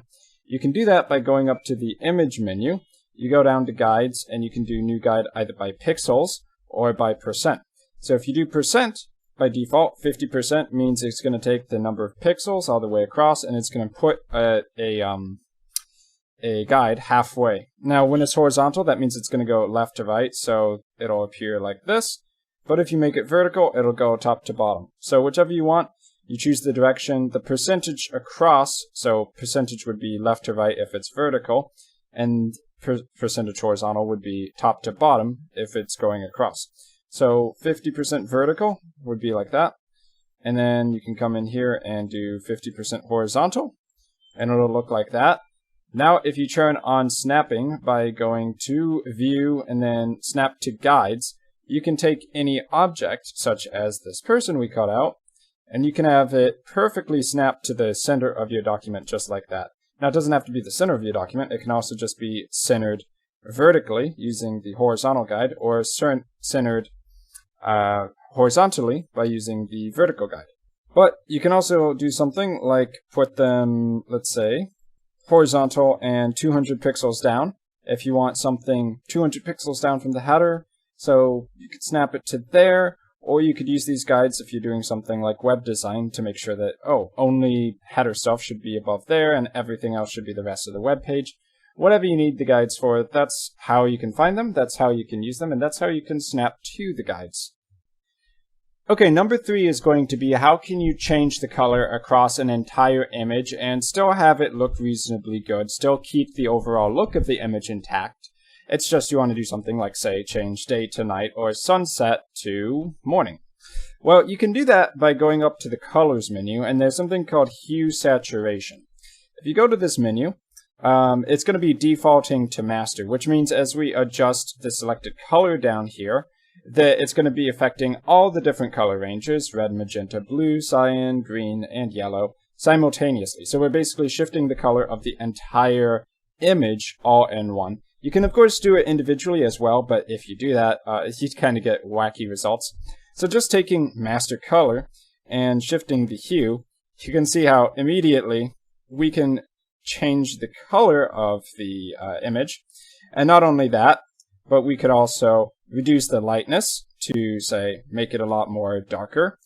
We can decrease the saturation as well. And keep adjusting the color until you get something like you want. So just by doing that, we can already kind of turn that dusk into something more of a night. So just by doing that, we can radically change how an image looks overall, but it's still the same image. We still have all the objects, the lighthouse, the boat, etc. And when you're satisfied, you can hit OK. Now, obviously, it's not perfect. It's not going to all in one for, let's say, changing day to night. So if you wanted to take this a step further, you can, of course, try out some of the other color effects that are available in the colors menu, which are going to be really useful for, obviously, changing the color of images inside of GIMP. So number 4 is going to be creating a path and then making a selection from that path. So the Paths tool over here is similar to the Scissors tool in that it allows you to click around on your screen and create points, which by default are going to be connected to each other with a linear line. If you left click and hold, it's actually going to create a Bezier curve between your points. And as you go around, you can basically create a path, which later you can create a selection from. So when you're finished with your path, you simply take the last point and the first point, and you hit Control to connect those two. But this does not give you a selection. In order to actually convert your path to a selection, go over to the Paths window. If you don't see that inside of GIMP, you can open it by going to Windows, Dockable Dialogues, and then Paths up towards the top. And we take this path, we right-click it, and we go Path to Selection. So now, with this selection, we can cut part of any image or any part of a layer out, and then we'll be able to, say, paste it in, manipulate it, whatever we want to do. So you just create the path, you go over to Paths, you right-click it, and you do Path to Selection. So number 5 is going to be how to remove acne inside of GIMP. So the best tool for doing this, especially with small problems like this, is called the Healing tool. How the Healing tool works is we hit Control and click on a good skin area, and then we hover over a bad skin area, and we start drawing by left-clicking and holding down the brush stroke, but of course we need the size way higher than that, so I'll make it something like 24. And what it's going to do is kind of automatically figure out, based on this area, how should the skin look if it was going to be flawless. So by taking that close to perfect skin, we go over this slightly less perfect skin, and we left-click, we hold down, and we just kind of draw over it. And what you'll notice is that that acne spot that was there before is basically gone, but it's done in a way that it's less obvious to tell how it was before. I mean, if it's still kind of pink like that, you can go over it a second time. Just the more you use it, the slightly more obvious it'll become. So play around with it a little bit and you should be able to get pretty decent results there. So let's just go ahead and keep working on the face here and improving it. You just Control left click, set as source, and then you left click to draw over a spot where you think it's not as good as it could be. By the way, it does also work with things like wrinkles. So if I go here, I can start removing some of these wrinkles. I can also work on the one over here. Now, of course, if you have any areas where it looks like it kind of copied from the original source here, you probably want to try to make sure that anything that was there once doesn't get repeated. So you can basically healing brush over that one more time and get it how you want it to look. So let's work on the neck a little bit too. By the way, if you can get a similar colored area like this, that's going to work pretty well. So you do want to have your source somewhere close to the actual spot in question. And we'll go here to heal over this a bit too. And we zoom out, and we've cleaned up the face a lot in just a minute or two. So that's basically how you do acne inside of GIMP. So number 6 is going to be, how do we crop an image inside of GIMP? So this one is actually really easy because in GIMP they give you a crop tool right over here. It looks a lot like a knife's edge. So what this is going to allow you to do is select a square area of your image. You can also go over to the tools options if you want to make it a very specific ratio or a very specific size, aka if you want to do YouTube thumbnails, for instance. So what we can do here, if you want to manually set the area, is to left click, drag a box, and let's actually make it one that we might want. So I'm going to left click over here, and we'll drag over here to the bottom right, just kind of focusing on the face here. And once you have that, if you have it perfect, you can hit enter. If you want to adjust it a little more, it'll give you these different indicators on the sides and the corners, so you can drag and adjust it a little bit more until you have it perfect. But once the area that is lit conforms to your expectations for what you want the cropped image to look like, you simply go ahead and hit enter. It's going to crop away the rest of the image, and you now have a decreased image size in order for you to work with. Okay, number 7 is going to be, how can you lighten up or darken part of your image? So there's a great tool for this called Dodge Burn. It's the bottom right inside of the tools options. So using the Dodge tool, you can selectively lighten part of your image, and by using the Burn tool, you can darken part of your image. So in order to do this, I would recommend that you actually right-click your layer and you duplicate it so that any changes you make on the layer can be reverted by going back to the previous layer. You can just hide or delete this one if you're unsatisfied. So by clicking on the Dodge tool, we can go down here, select either Dodge or Burn, Burn for dark, Dodge for light. I would recommend you turn the opacity down a lot lower than 100%. I was working with something like 33 here, because when you have 100% opacity, it is a very, very obvious effect. And then you could just kind of select the area that you want to lighten up. So let's just say we kind of wanted to smooth out these eyes a bit. You may also want to decrease the brush hardness so that it's less obvious where the edges are on your dodging. Okay, so let's go ahead and lighten up these eye areas here. And obviously, the larger your size is, the less precise this is going to be. So I'm going to actually lower this down to about 50, even though I'm not going to stress it too hard. And I'm just going to take these eye socket areas and lighten them up a bit. As long as you don't let go, it's going to be applying one layer of dodging. So it won't reapply itself multiple times, the same effect, unless you actually let go of the left mouse button. So by doing that, we can just take that eye and make it quite a bit brighter. And we can come over here as well and do the same thing with the second eye. Notice it also affects things like the brightness of the eye color. And so now if we want, we can just do something like, and now if we want to see how it looks with and without the dodge effect, we can simply disable this new layer, which by the way we should probably rename. So I'm going to double click the name of this layer and rename it Dodge Adjustment. Okay, misspelled. There's no E there. So let's see. Okay. And now we can disable that and re-enable it, and you can see the difference before and after the dodge adjustment. So whatever you want to lighten, darken, once again, pretty much the same idea. You would just be darkening part of your image. So if I wanted the forehead to be darker, you can kind of see the effect before and after, right? Okay, so number 8 is going to be, how do you add symbols to a GIMP document? So if you've ever worked in Photoshop, you know that in Photoshop they give you plenty of preset symbols, which you can basically stretch around like vector graphics in order to make the right size of an arrow or a heart shape or a music note or whatever that you want inside of Photoshop. So in GIMP, there's a few easy ways to create simple shapes like hearts and circles. Obviously, that would be doing something like using the ellipse select tool, creating an ellipse or an oval, and then going to edit, fill with foreground or background color. You, of course, would change your foreground and background color to the color you want before you do this, but you can fill that in really easily. Same thing with doing a rectangular shape. So in order to get more complicated shapes, what I would recommend doing is using ASCII symbols. So ASCII symbols are things like arrows and music notes, which exist as text stored in your computer So basically a bunch of symbols which you can technically type out if you use these codes. So what we can do with any of these symbols that exist inside of ASCII is copy the symbol itself rather than the text code, go back into GIMP, create a text box, and then paste the symbol in. So this will work with pretty much any symbol that exists within ASCII codes, and there are a lot of them. You could also look up Unicode. It will basically give you the same things. So if I want something like an arrow pointing both directions with 2 lines going through it and a cross through it, well, I can just copy this code, paste it in as text, and there you go. And not only can we just paste it in, we can also adjust it to any size we want. We can change the color of it.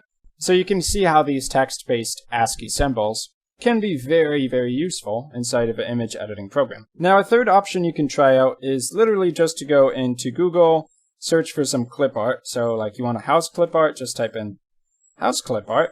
And what you can do is you can just take these images and you can use them inside of your GIMP documents. Now, for commercial purposes, you may actually need to find ones that have the right usage rights. So for instance, you come here for usage rights, you can do labeled for reuse with modification, and then that'll give you some clip art that you can actually use in commercial projects.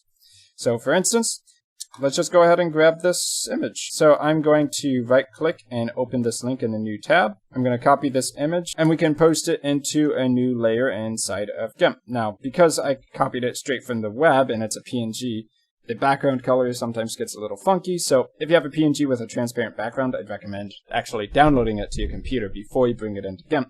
But aside from that, you can get really easy clip art symbols, you can get ASCII symbols, and you can even make some basic shapes inside of GIMP.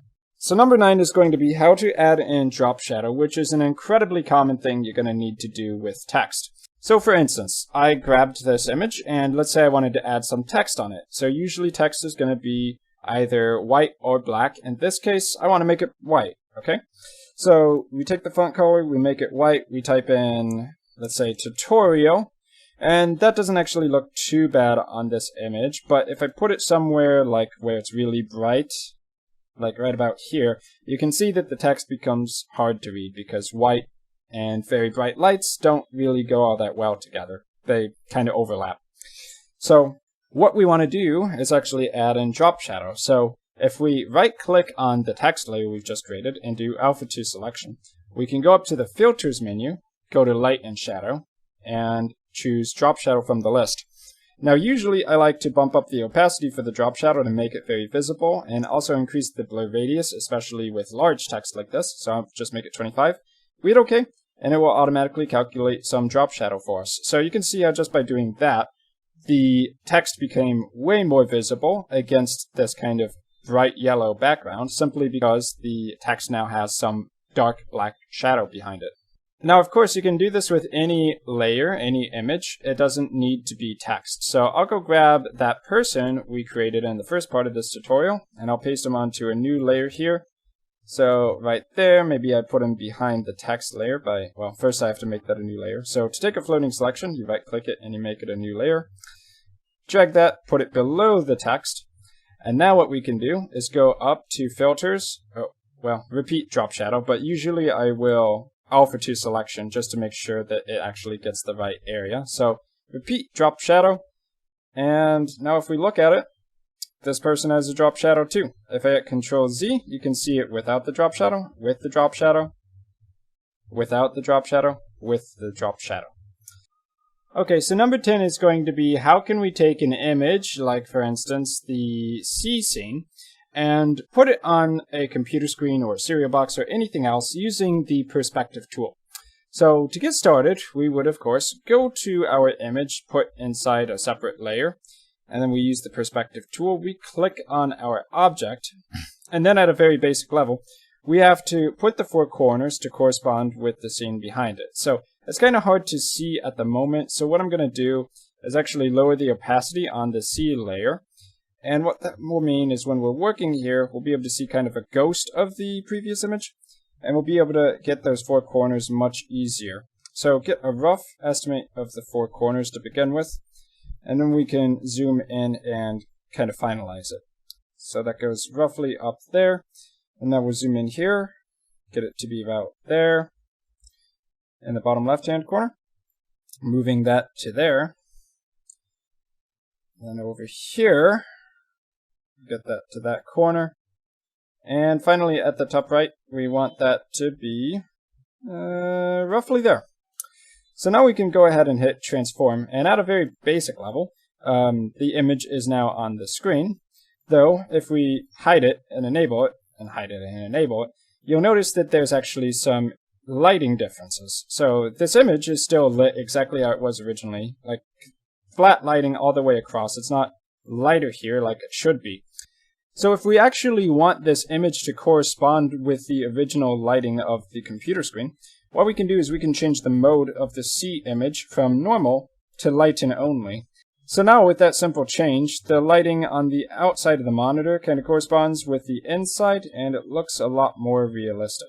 So that's how you would take an image and plaster it onto some other surface, like a computer screen, a television set, or a cereal box inside of GIMP. And that brings us to our conclusion. So that was 10 things beginners want to know how to do inside of GIMP. I hope you found this video to be fascinating and helpful. I've been Chris, thanks for watching, and I will see you guys in my future video content. Hello everybody, Chris here, and in this short video I'd like to show you how when you're working within GIMP, if you happen to close one of your windows, how you can bring them back. So I'm going to close these out right now by hitting the X button, which is probably the typical way someone accidentally closes their windows for the layers or the toolbox.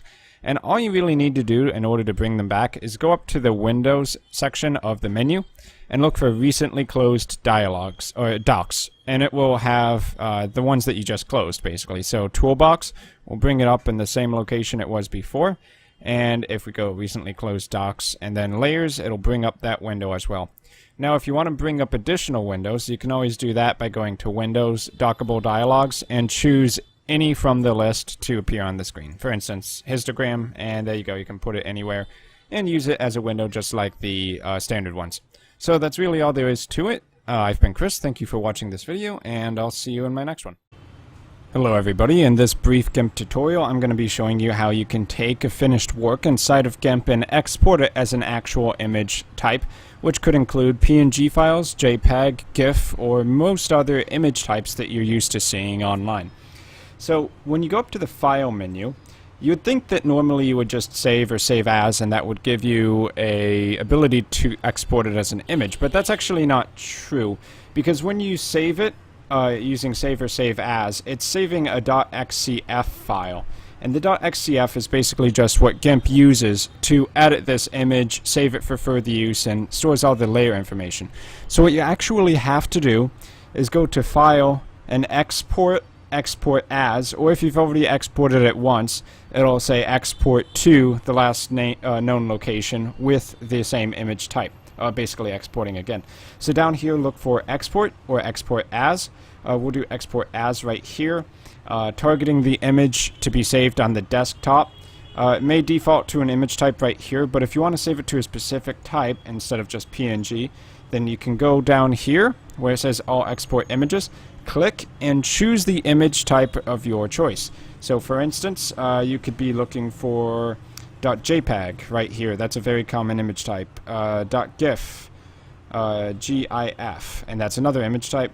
PNG is also standard, and you can see that there's also a lot of other export types here, but you should be able to find pretty much all of the standard image types here. TIFF, BMPs, that pretty much covers all the common ones.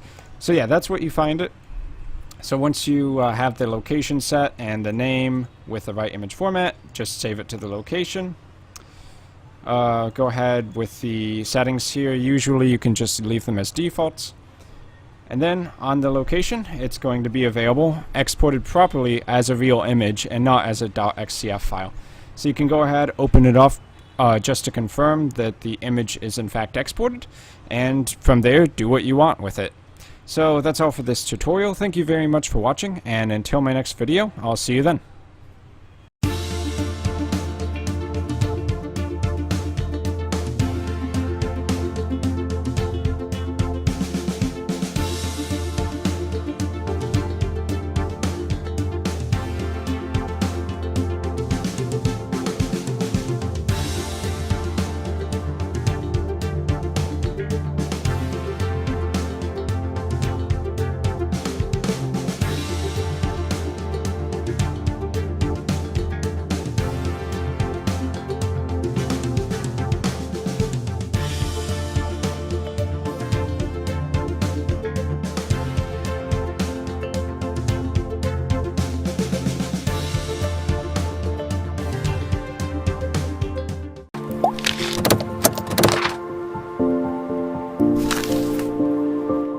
Hello everybody, Chris here, and in this short video I'd like to show you how you can change the look of GIMP by installing new themes. So in order to find a theme, I'll have a link to some down in the description below, but you can search online for GIMP themes or GTK2 GIMP themes, something along those lines, and you should churn a few up.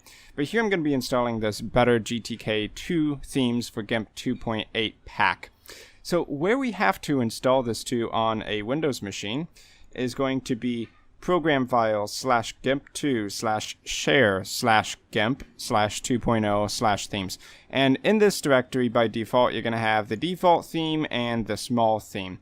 But what we can do is double click to open up this zip file containing all these other themes with our tool of choice. Of course, I'm using 7-zip.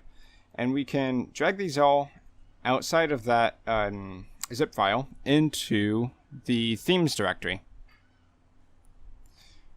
So not too complicated there. You should, after extracting them all, go ahead and close out GIMP. So we're going to want to reopen that while it's extracting in the background. So GIMP. Let's go ahead and boot that back up. And now, in order to finish this process and actually load up the other theme, you need to go to Edit, Preferences, and then the Theme tab. And now we have a whole lot new themes we can go ahead and play around with. So let's go ahead and try one here. Now you're going to notice that once we go ahead and hit OK, it's not actually going to load up the theme immediately. In order for the after hours, or whichever theme we chose to load up, we actually have to restart GIMP one more time. So let's go ahead and quit out, load GIMP, and once it goes ahead and gets taken care of, you should notice that it has a different theme on top of it. Let's go ahead and test this with one more theme just to re-demonstrate. So choose the theme, quit out, reload GIMP, and you should have the theme loaded up. And this one's pretty cool. I might actually just use this one for myself. So I've been Chris. Thank you for watching, and I'll see you in my future videos. Hello everybody, Chris here, and in this video I want to show you guys how we can install a GIMP theme pack from the latest beta version of GIMP, ported back to the current version of GIMP so that you can use it in the current version, which I think is 2.8.22 or so. These themes are actually from 2.9.2, but most people aren't using that version yet. So this theme pack you can get on github.com, and I'm going to include a direct link in the description below. So it's github.com/Draco with 2 Ks /GIMP-CC-themes.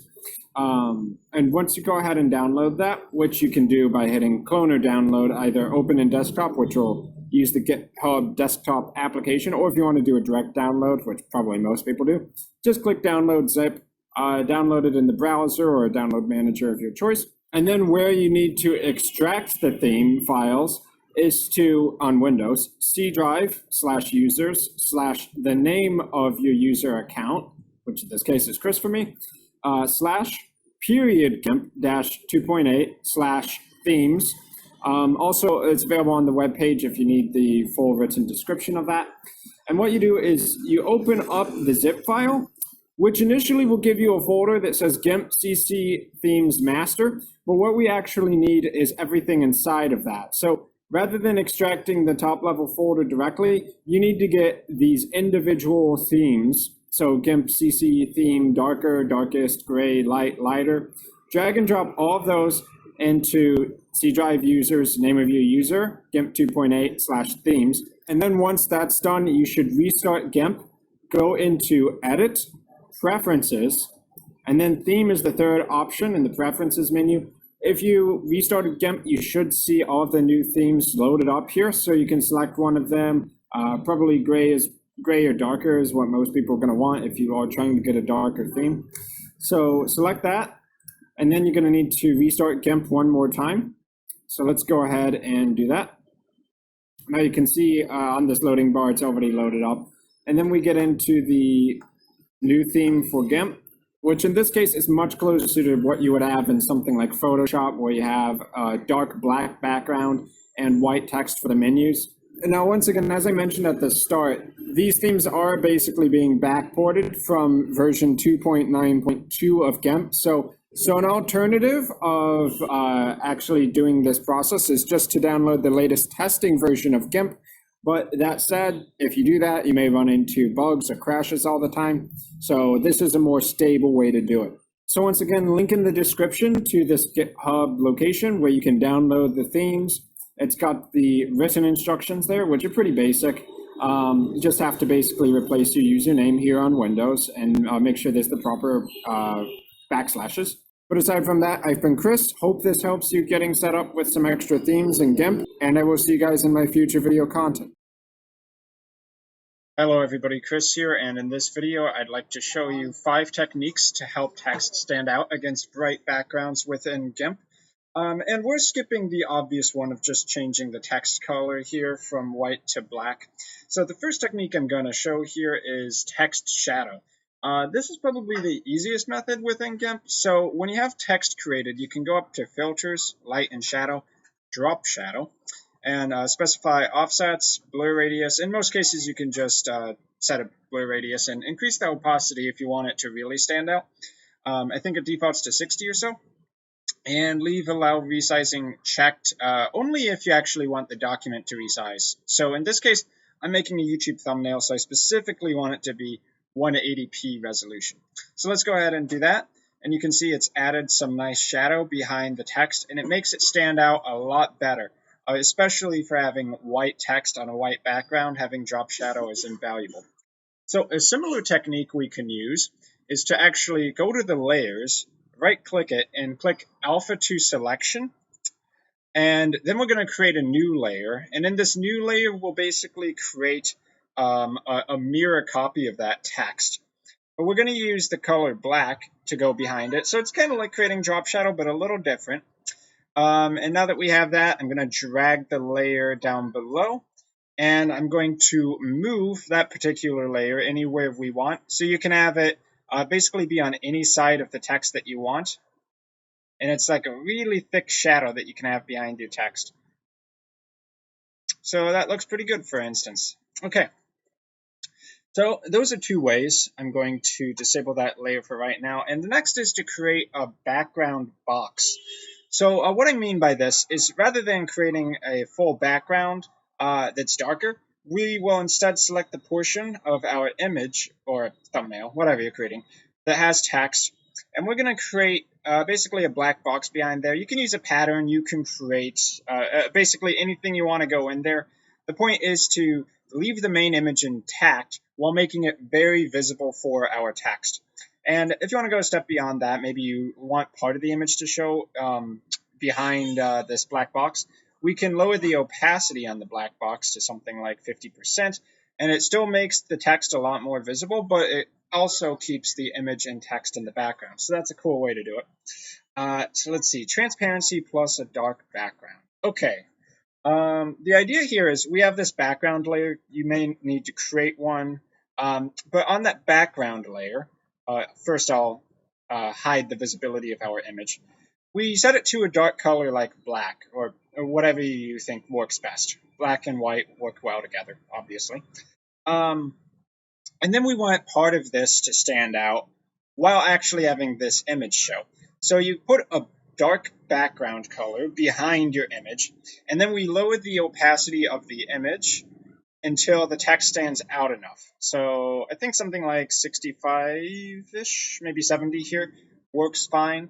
Obviously, it kind of de-emphasizes the image in the background, but it does let your text stand out clearly. You could even combine this with text shadow or the alpha selection method I showed you earlier. And the next one, let's set the opacity back to 100. This is option number 5, is to change the hue, the contrast, and the brightness of your background image until it works for you. So in the colors menu, we have basically options for setting that: hue, saturation, brightness, and contrast. Those are probably the 2 you're going to want to play around with. So brightness contrast is the most obvious one. We can lower the brightness a lot, and you'll notice that this kind of gives you a very similar look to the idea of making it partially transparent and putting a background behind it. But we can also play around with the contrast. Maybe we want lower contrast or higher contrast. We can cancel that and play around with the hue a bit. So if you want the background to be a certain color, maybe you have red text and you want that to go with blue text. So let's try changing the hue over to a blue. And then maybe we can make the text red or something like that. It is a little bit of a weird way to do it, but it's definitely an option. That's probably too vibrant, so let's make it a little darker. Well, it's not perfect, but it is a technique you can use. So probably I would say stick with contrast and brightness first, and then maybe you combine that with some hue. So let's actually try adding in some brightness reduction in addition to that. And maybe we can take this text, we can make it brighter to contrast. Okay. More vivid. Okay, and that's not too bad. If I was going to go with this particular image, I would probably also throw in some text shadow to go along with that. So, for instance, repeat the drop shadow, and that makes it stand out pretty well. So that's 5 ways to help your text stand out against a bright background in GIMP. I hope this video has been useful for you. I have definitely tried all of these 5 options in many of the thumbnails I create on my channel, so I know they work. And I guess I will see you guys in my future video GIMP content. So until then, thanks for watching. Hello everybody, Chris here, and in this video I wanted to show you how when you are erasing pixels inside of GIMP, you can make it so that it has a hard edge. Rather than basically having a blur where it fades off as you erase the pixels or draw the pixels like you would get with a standard brush, you will instead get this kind of hard edge that you would expect from the pixel tool. So if we go to the eraser tool and you just erase normally, you can see exactly what I'm talking about, the problem we're trying to avoid, where although it will erase the pixels, some may be left behind with a different shade, and we don't want it to have the shade. So to get rid of that partial shading, we need to click hard edge in the tools selector down here at the bottom left of our toolbox. Now when we try to erase those pixels, it's going to erase them completely all in one stroke. And I think if you're going to be doing a pixel art style game, that's going to be a very handy tool. So yeah, that's basically how you do it. Use the hard edge to make it so that when you erase, it erases it completely inside of GIMP. I hope this helped you out. I've been Chris, thanks for watching, and I'll see you in my future videos. Hello everybody, Chris here, and in this video I want to show you guys how you can create an animated GIF relatively simply inside of GIMP. So in this document, I have 5 layers over here on the right. For every frame of an animation, you're going to want 1 additional layer, and they animate from bottom to top. So this CyberGhost logo is actually the first frame that's going to play in the animation, going up until it reaches chrome.png. And by default, it will loop around. You can turn off looping if that's something you want. So if you have screenshots or whatever you want to put in each of these layers, basically each of these animation frames, make sure you go ahead, copy them in, edit it in order to get each frame looking how you want. And then we go up to File, Export As. Choose a name and location for your file and make sure that it exports as a .gif. So we'll hit export here, replace the one that already exists. If in your layers, the content of the layer is outside of the bounds of the document, you may get this message just giving you the option to crop the images out so that it fits inside of the animation. And you're going to want to make sure when in this export image as GIF dialog box that as animation is checked. Loop forever is set by default, and if you want to increase the time per frame, you can do that here, bumping it up to 200 milliseconds. But for the most part, as long as you check as animation, you'll be good to go. Just make sure each of your layers are in the right order, export it, and now we can open it up on my desktop. So you can see it starts with the CyberGhost and it loops through the frames, and when it gets to the end, it loops through. So that's how you create a GIF inside of GIMP. I hope this tutorial has been useful for you guys, and I will see you guys in my future video content. Hello everybody, Chris here, and in this video I want to show you a very easy way you can use GIMP in order to create a motivational quote background or just an image that you can share around on your social media platforms. So the first step I would say for doing this is going to probably be to go over to pixabay.com, because here you can find plenty of very high quality images that are actually completely free, even for commercial uses in a lot of cases, which is one of the reasons I'll use the site so much. And you can just find one of these images that seems like it would be good for motivational quote, something like a long road going off into the sunset or a pasture field. With a lot of nice colors in the sky. So when you find an image you like, of which there are going to be many here, and the ones that are on the front page, by the way, are some of the ones that are voted out the highest, so you're going to get a lot of high quality ones over here. You just click in, you download the image, and then we bring that into GIMP. So here I downloaded this desert image, and I'm going to drag that into a GIMP image. So this document I set at 1280 by 720p resolution, which is basically 720p resolution. You can make it larger than that if you want. And we're going to want to add some text to this, obviously, because this is talking about a motivational quote. So what I would say is start by setting your font color to either white or black. Those are usually the starting places you want if you want it to look good. And I don't know if we actually have to create a new layer there, but I'll do that anyway.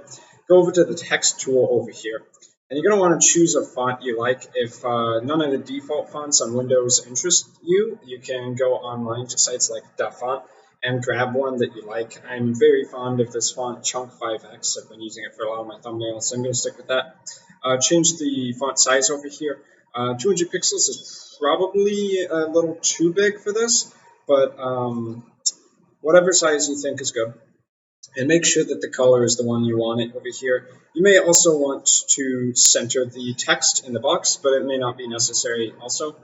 So from there, just choose a spot inside of your document, and we're going to want to post a quote in. So here we can grab someone, a one off of quotes.net, or basically any that you've thought of or that you actually want to put in. So here, just a random quote from the movie Dune, which apparently is ancient now.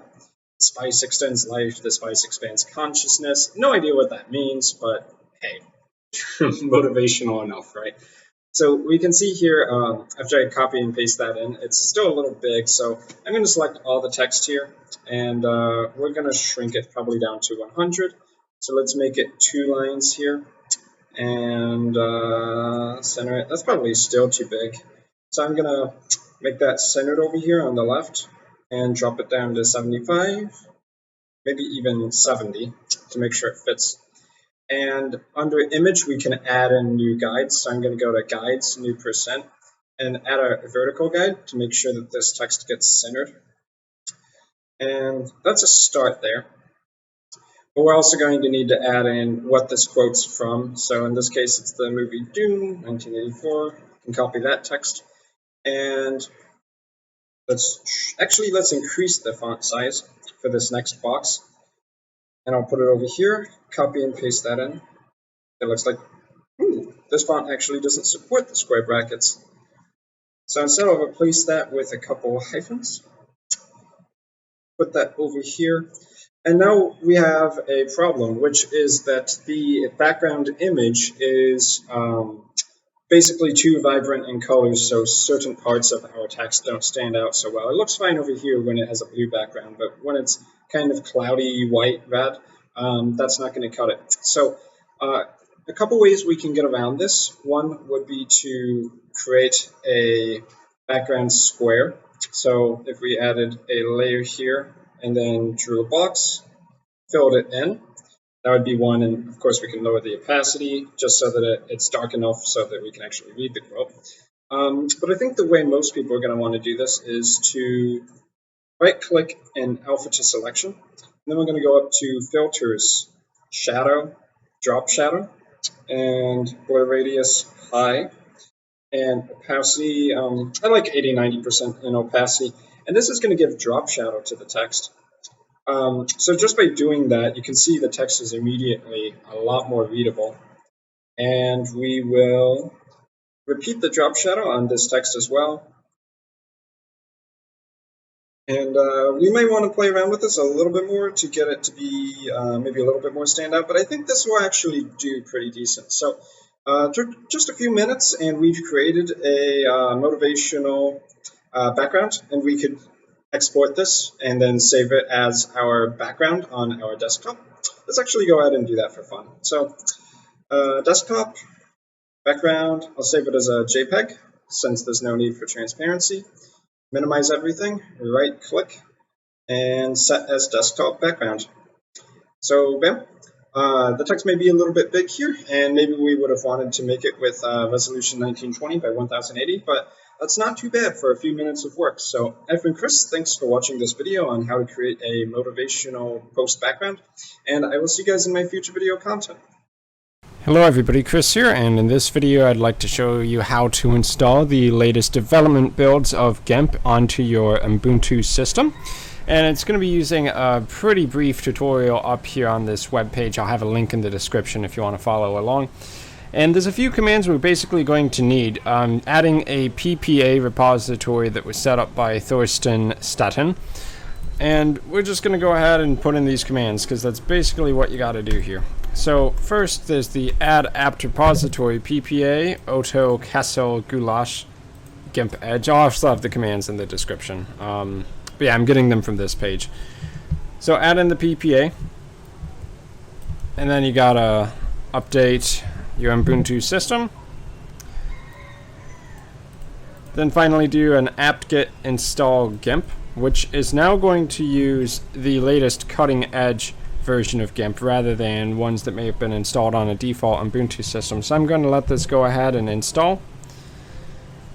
Should take a minute or two here. Okay, and now that that's been taken care of, I have GIMP 2.95 installed over the original GIMP 2.8.18 or something like that. So loading the new GIMP, you can see that we've got it there.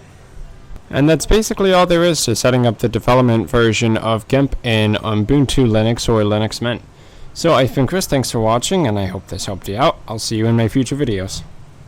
Hello everybody, Chris here, and in this video I'm going to be showing you guys how to install both brushes and patterns inside of GIMP for both versions, GIMP 2.8 and GIMP 2.9, which is currently in development version. So here for this tutorial I have a bunch of patterns on my desktop in a zip file, and then a bunch of brushes also in a zip file. That's how they would usually come. If you need a source for finding brushes and patterns, I would recommend sites like DeviantArt, where a bunch of artists will give you basically brushes you can use for free. So from there, if you're on Windows, you need to go to your user profile, which is by default in C drive, users, and then the name of your user account. And then inside of here, there's going to be a hidden folder called GIMP-2.8, and you know it's hidden because it has a period in front of it. If you can't currently see your hidden folders, then go over to the View tab in Windows and check Hidden Items over here, and then it should show up. If you are on Linux or Mac, you're going to need to go to the user root, which you can get to just by putting in the squiggly sign, which is above the tab key. And from there, it should be .gimp-2.8 as well. Now, if you are using GIMP 2.9, then where you need to go is type in app data in Windows, and that will bring you to your user profile, app data roaming. And here you should be able to find GIMP specifically for version 2.9. If you open that up, you'll see GIMP 2.9, and then brushes over here and patterns over here. But most people are going to currently be using 2.8, so I'm going to go back to my user profile and do the 2.8 version. So you basically notice that inside the actual folders, it looks the same for versions 2.8 and 2.9. The ones we care about are brushes here and patterns down here. So let's do brushes first. Brushes in GIMP are generally going to be these .gbr files, GIMP brush files. So if I open up the zip file for my brush pack, and I come in here, there's some preview images, but what we actually care about are the .gbr files. So in GIMP brushes, we would drag these 18 into the .gimp 2.8/brushes folder, let them be inside here, and then the next time we restart GIMP, they should be there. Now for patterns, we just come down here to the patterns folder, and it's a very similar process. You'll notice that .png images are actually supported inside of GIMP 2.8, but in this case it gave me the PNG images and the .pat file, which I guess in this case it needs both of those in order to actually show up. because I wasn't able to get it to work otherwise. But here we have the pack, which I got off DeviantArt. So we have like 20 some PNG images and the .pat file. So for me, I would need to drag the .pattern file on all of these PNG images. I don't know if the .jpeg is necessary, but I would grab them all anyway. And then we would just copy those into this patterns folder. So once you have your brushes and or patterns loaded up, what you need to do is restart your GIMP program. So I've already done that. I'm going to go ahead and create a new image just so we can see what we're working with here. So new brushes, if we use the paintbrush tool, will show up in this brush selector. You can see all of these different shapes. So if we try using this shape brush, you can kind of see it pop up there. If I increase the size though, it should be a lot more obvious. So this pack I grabbed is pretty cool because normally getting unique shapes inside of GIMP is a little bit trickier. It doesn't have the same built-in tools that Photoshop does, so a useful pack you would be able to grab. Now for patterns, one place we can see that is bucket fill. If we go down here to pattern fill and we click on it, you'll notice that the 20 or so new pattern images have popped up. So I'm going to select one of those. Maybe we will create a new layer. So with this pattern created, I can fill in this object here and maybe I select the pattern. Same idea. Pretty cool. So that's how you would install brushes and patterns for both GIMP 2.8 and 2.9. So I hope this tutorial has helped some of you guys out there who might have been trying to install some brushes and patterns. I've been Chris, thanks for watching, and I will see you guys in my future video content.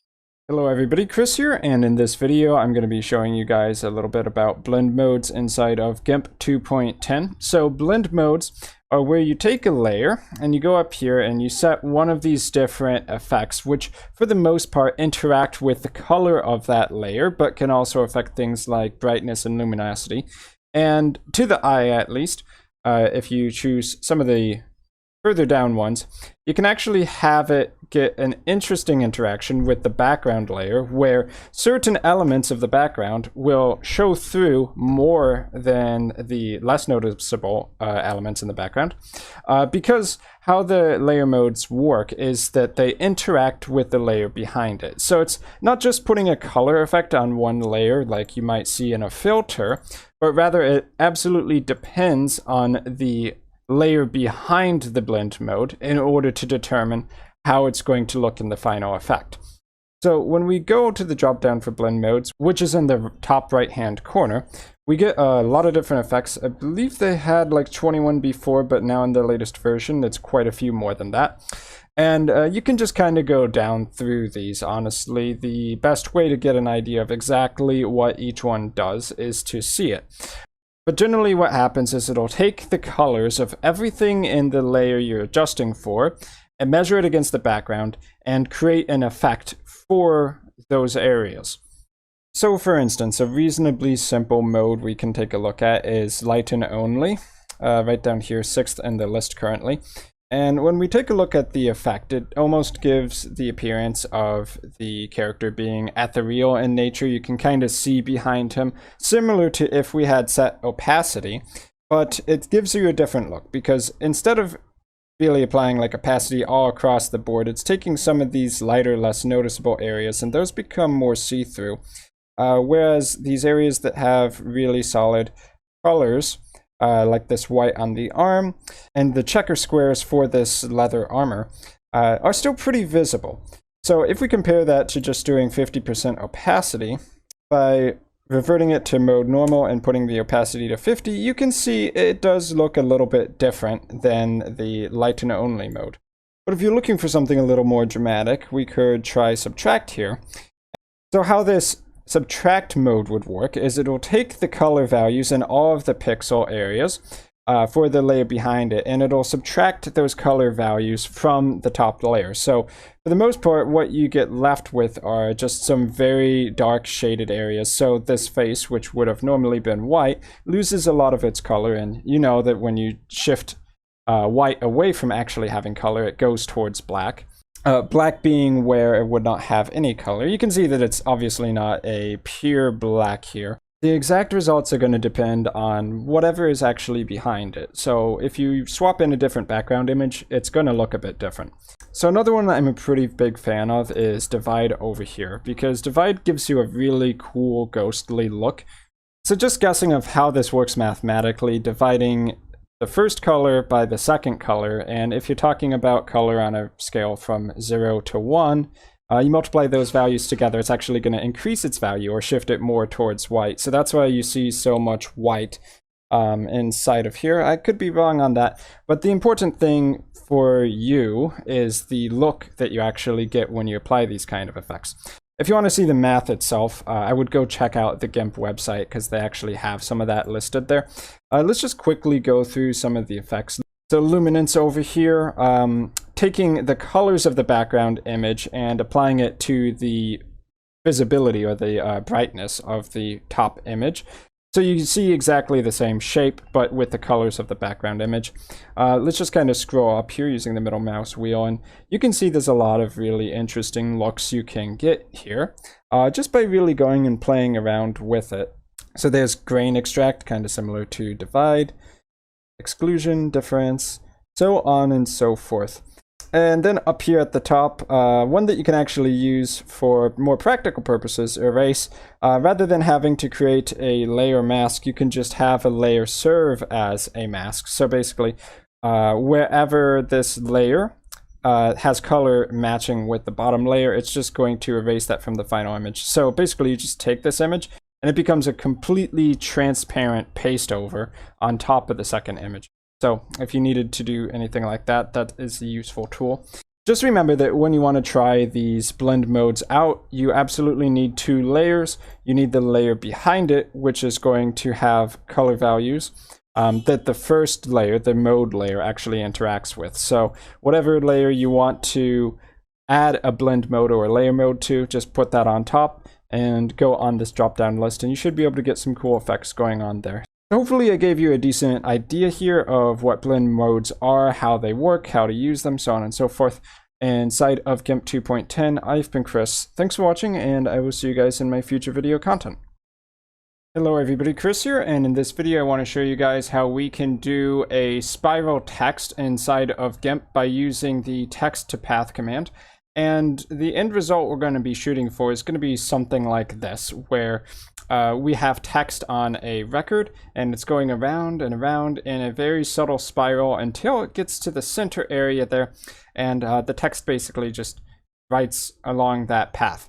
So in order to get a relatively accurate spiral, we are going to need to use a special effect inside of GIMP, but the first thing we need to do is set up the requirements for that. What you're going to want to do with your sphere, or wherever you want the spiral, is to hit plus and create a new layer. So in order to create the spiral effect, I'm going to need to first create a box that is split into two different colors. So two rectangles making a full square. And guides are a good way to set this up. So I already have the guides set up at the center and the edges of this record where we're going to be creating the spiral on, but I don't have any at the top. So it would be a good idea now for me to go to Image, Guides, New Guide. We can do it without %, and we'll set its initial position at 50 pixels. Which is actually remarkably close to where we want it. Actually, it's right on the dot. So let's go down here to the bottom. We can, of course, use these pixel measurements to get an idea of where it should be. It looks like 1800 there. So I'm going to go to Guides, New Guide, and try 1800. It's very easy to adjust if we need to. So using the Move tool over here on the left, I'm going to drag this down a little bit more. And now we have guides that we can use to set up even rectangles on both sides. So I'm going to be using Snap to Guide, which is View and then Snap to Guides, so that when I click over here where these guides meet, it will give me exact precision on creating this box. So with the box selected, I want to fill that with a color. So I'm going to fill it with this blue and fill it in with the Paint Bucket tool, and go over here to the right side and do exactly the same thing. So we're going to fill this in with red now. And that's the starting point for where we can apply the whirl effect. So before we apply the effect, we're going to want to make sure that only this area is selected, and a really good way to do that is to right click on our layer and do alpha to selection. So now this entire box is selected, and we can go up to filters, distorts, whirl and pinch in order to create an effect. It's starting to kind of spin the colors around, but we have to crank the whirl way up in order to actually have the spiral that is similar to what we're looking for on this record over here. So at 6,000, this is roughly what we get. If we lower the opacity down on the spiral layer, we'll be able to see kind of how it overlaps. Everything that's off of the overlap is pretty much irrelevant. It's only this center area that matters. And I think I also had the radius set to 2 before. It might give you a better result. Really just look at these lines and figure out if the spiral is following roughly the pattern that you are looking for. To me, this is actually looking pretty good at 6002 here. I can select either of these colors to use as my path going around in circle and putting the text on the record. So I'm going to go ahead and hit OK here. Now with this spiral, we really only want to use the inner area, the spiral that is covering the record, as anything we're going to write on. So in order to make it so that everything else is masked out, I'm going to left click on our record, or the circle you need to put the spiral on, and right click and do alpha to selection. So that gives us this circular selection. And if we go over to our new layer, we can right click it and do add layer mask, and selection will already be chosen here. So that's going to refer to the selection we have on the screen, will serve as our initial layer mask, and by hitting OK, everything else just gets cut away. So it looks now like the spiral is perfectly overlaid with our record. So now that we have the spiral, it's possible to start creating text and having it follow along one of these spiral paths.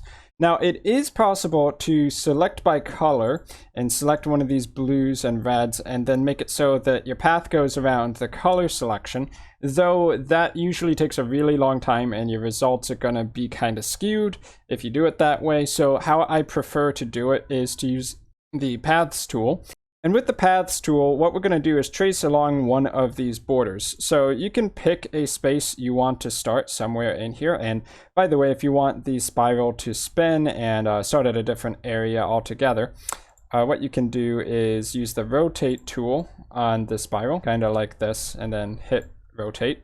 But assuming everything looks good to you, what we can do here is just to go and find a good starting spot for the text. Note, I believe that the text is going to appear below this line, so you do want to make some space between the edge of your sphere and where your text is actually going to be. So I'm going to click here, and then manually I'm going to keep clicking around as we basically copy our spiral, but into a single lined path. So obviously this is where it can get a little bit tedious, and you don't have to do every step at once.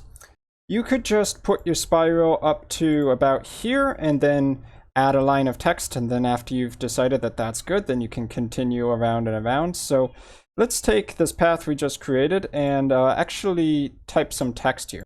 So what we can type in up here is green smoothies are the best. And so I pasted that in a couple times just to make extra text characters to write along that path. And this path we created might not actually be long enough yet, and that's why it's a good idea to test early. So with this path selected, left click in the paths window. If you don't have the paths window, you can open it in Windows, Dockable Dialogues, and Paths.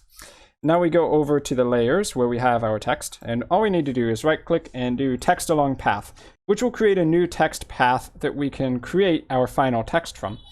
So if we go in here, you can see that it's pretty accurate, but we do have a problem, which is that when it gets here, the path is finished. So these last few characters are kind of trailing, and that means that there wasn't enough path for it to continue writing. So we can undo that, and let's edit this path. So paths tool, edit, and I'll double click this path to open it back up for editing and just add a few more points in. Obviously, you can go as far around as you need to. And with the text, I'm just going to reassign it there. So text along path. And now it comes up to here with the text. So we want to go over to paths once again. And you'll notice that this is actually a path here. It's not its own layer. So in order to turn this path into something that's actually visible on a layer, we want to create a new layer here.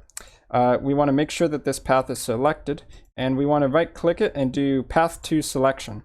So what you should see is the dotted animated selection lines going around all of these areas.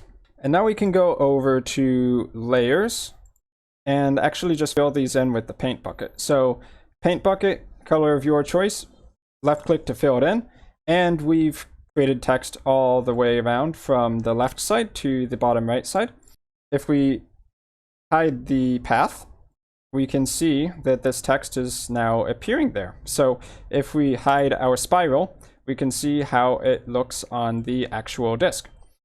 So if you run into any issues like this doesn't look quite how you want it, then I would suggest you go back to the spiral creation thing and try playing around with different settings. Maybe you need to bump the numbers up a little bit more so that it spirals more times before it gets to the center. But that's generally how you would do it inside of GIMP. So let's finish this up by adding in more text and creating a longer path that spirals a couple full times.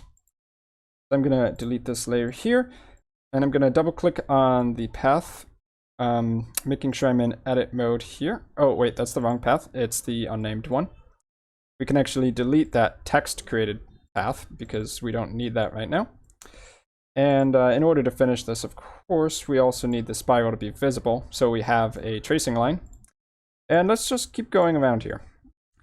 Okay, so I think that makes a pretty good spiral path. Obviously, it's a little tedious clicking all the way around, but that's probably about the best way to get a good result. So let's go ahead and paste some text in here. And with this text, we will try to apply it along that path. Now, the longer your path is and the longer your text is, the longer the effect may take to apply. As long as you see the little processing thing, though, it should be working still. So with the unnamed path selected, that's the one I was creating, I'm going to right-click our new text and do text along path. So as you can see, I applied a little bit too much text there, and it also took a very long time for it to process. So what I might recommend is that instead of doing one spiral for the entire thing, try breaking it down into individual pieces. So you might have one spiral there, and then you create a new path, and then go around once more, do a new path, go around once more. So let me see if I can fix this up a little bit. Okay, so now that we have this path generated, I'm going to fill it in the same way we did before. So I'm going to right-click path to selection, go over to layers and create a new layer. And we will just fill this in with white. So now we can hide that path and we can continue working on everything else that we want to show up here. So this next path that I'll create will only go around once, and that's so that when we apply the text in chunks, it can process a lot faster. So let's start from here. In pretty much exactly the same manner we were doing before. You can always adjust or undo the points. You can adjust by clicking on a point and moving it, or you can hit Control-Z to undo the last created point if you need to. But as long as we follow along the border between this red and blue here, we should get a pretty good result. And we'll stop there with one full spin. So let's get some more text we can add into this path. So I will create a temporary text layer here and paste in my text. I will select the path, right click my text and do text along path. So in this case, it took merely about 8 seconds as opposed to 2 or 3 minutes. So you can see how fast it goes when you have less text that you're trying to apply all at once. So now with this path, let's fill it in once more by right-clicking, doing path to selection, paint bucket tool, and we'll need to go to a new layer here, and we can left-click and fill it in with the white color.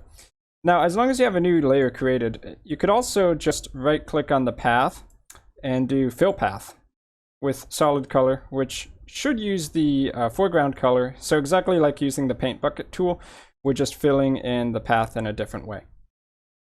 And that's generally the idea. We just keep going until it's all the way around enough times. We disable all of our extra layers. And when we're done with the spiral, we can disable that too. Hide the path so that we can see how the text appears on the disk. So now we have our text spiraling, but it might not be in the exact shape and size we want. We could go back and manipulate the spiral a little bit so that when the text is initially being put on, it's a little bit closer to what we want. Another option, though, would be to manipulate the text directly when we have it all on here. And we can do that across all of these different layers by going down here and adding in a new layer group. So I'm going to call this the text layer group. And when we add these text layers onto this, we can actually manipulate them all at the same time by selecting the text layer group. And with the text layer group selected, we can hold shift down so it's moving the active layer, and we can move all of this text all at once. So I'm going to position it to about where it's even on all sides, because I think that looks a little better. And looking at it, the scale is a little off too. Maybe that's because we started with a non-perfect square. I believe that the original circle image here for the disk is actually not even on all sides. So we can scale that up. So I'm going to use the scale tool here and scale things up a bit. Also scale from the bottom as well. Just drag things around until it looks generally right, and then hit scale. So now our text is still spiraling, but maybe the positioning on everything looks a little bit better. Obviously, if you wanted to finish this whole disk, you would just add in more text before you make these final moving and scaling adjustments. But hopefully this has given you guys a pretty accurate idea on how you can recreate an effect like this, where you have text going around in a spiral. Clearly it's a little bit tedious and there's a little bit of trial and error, but I hope this tutorial has helped you guys to get a good grasp on the basics. So I've been Chris, thanks for watching, and I will see you guys in my future GIMP content.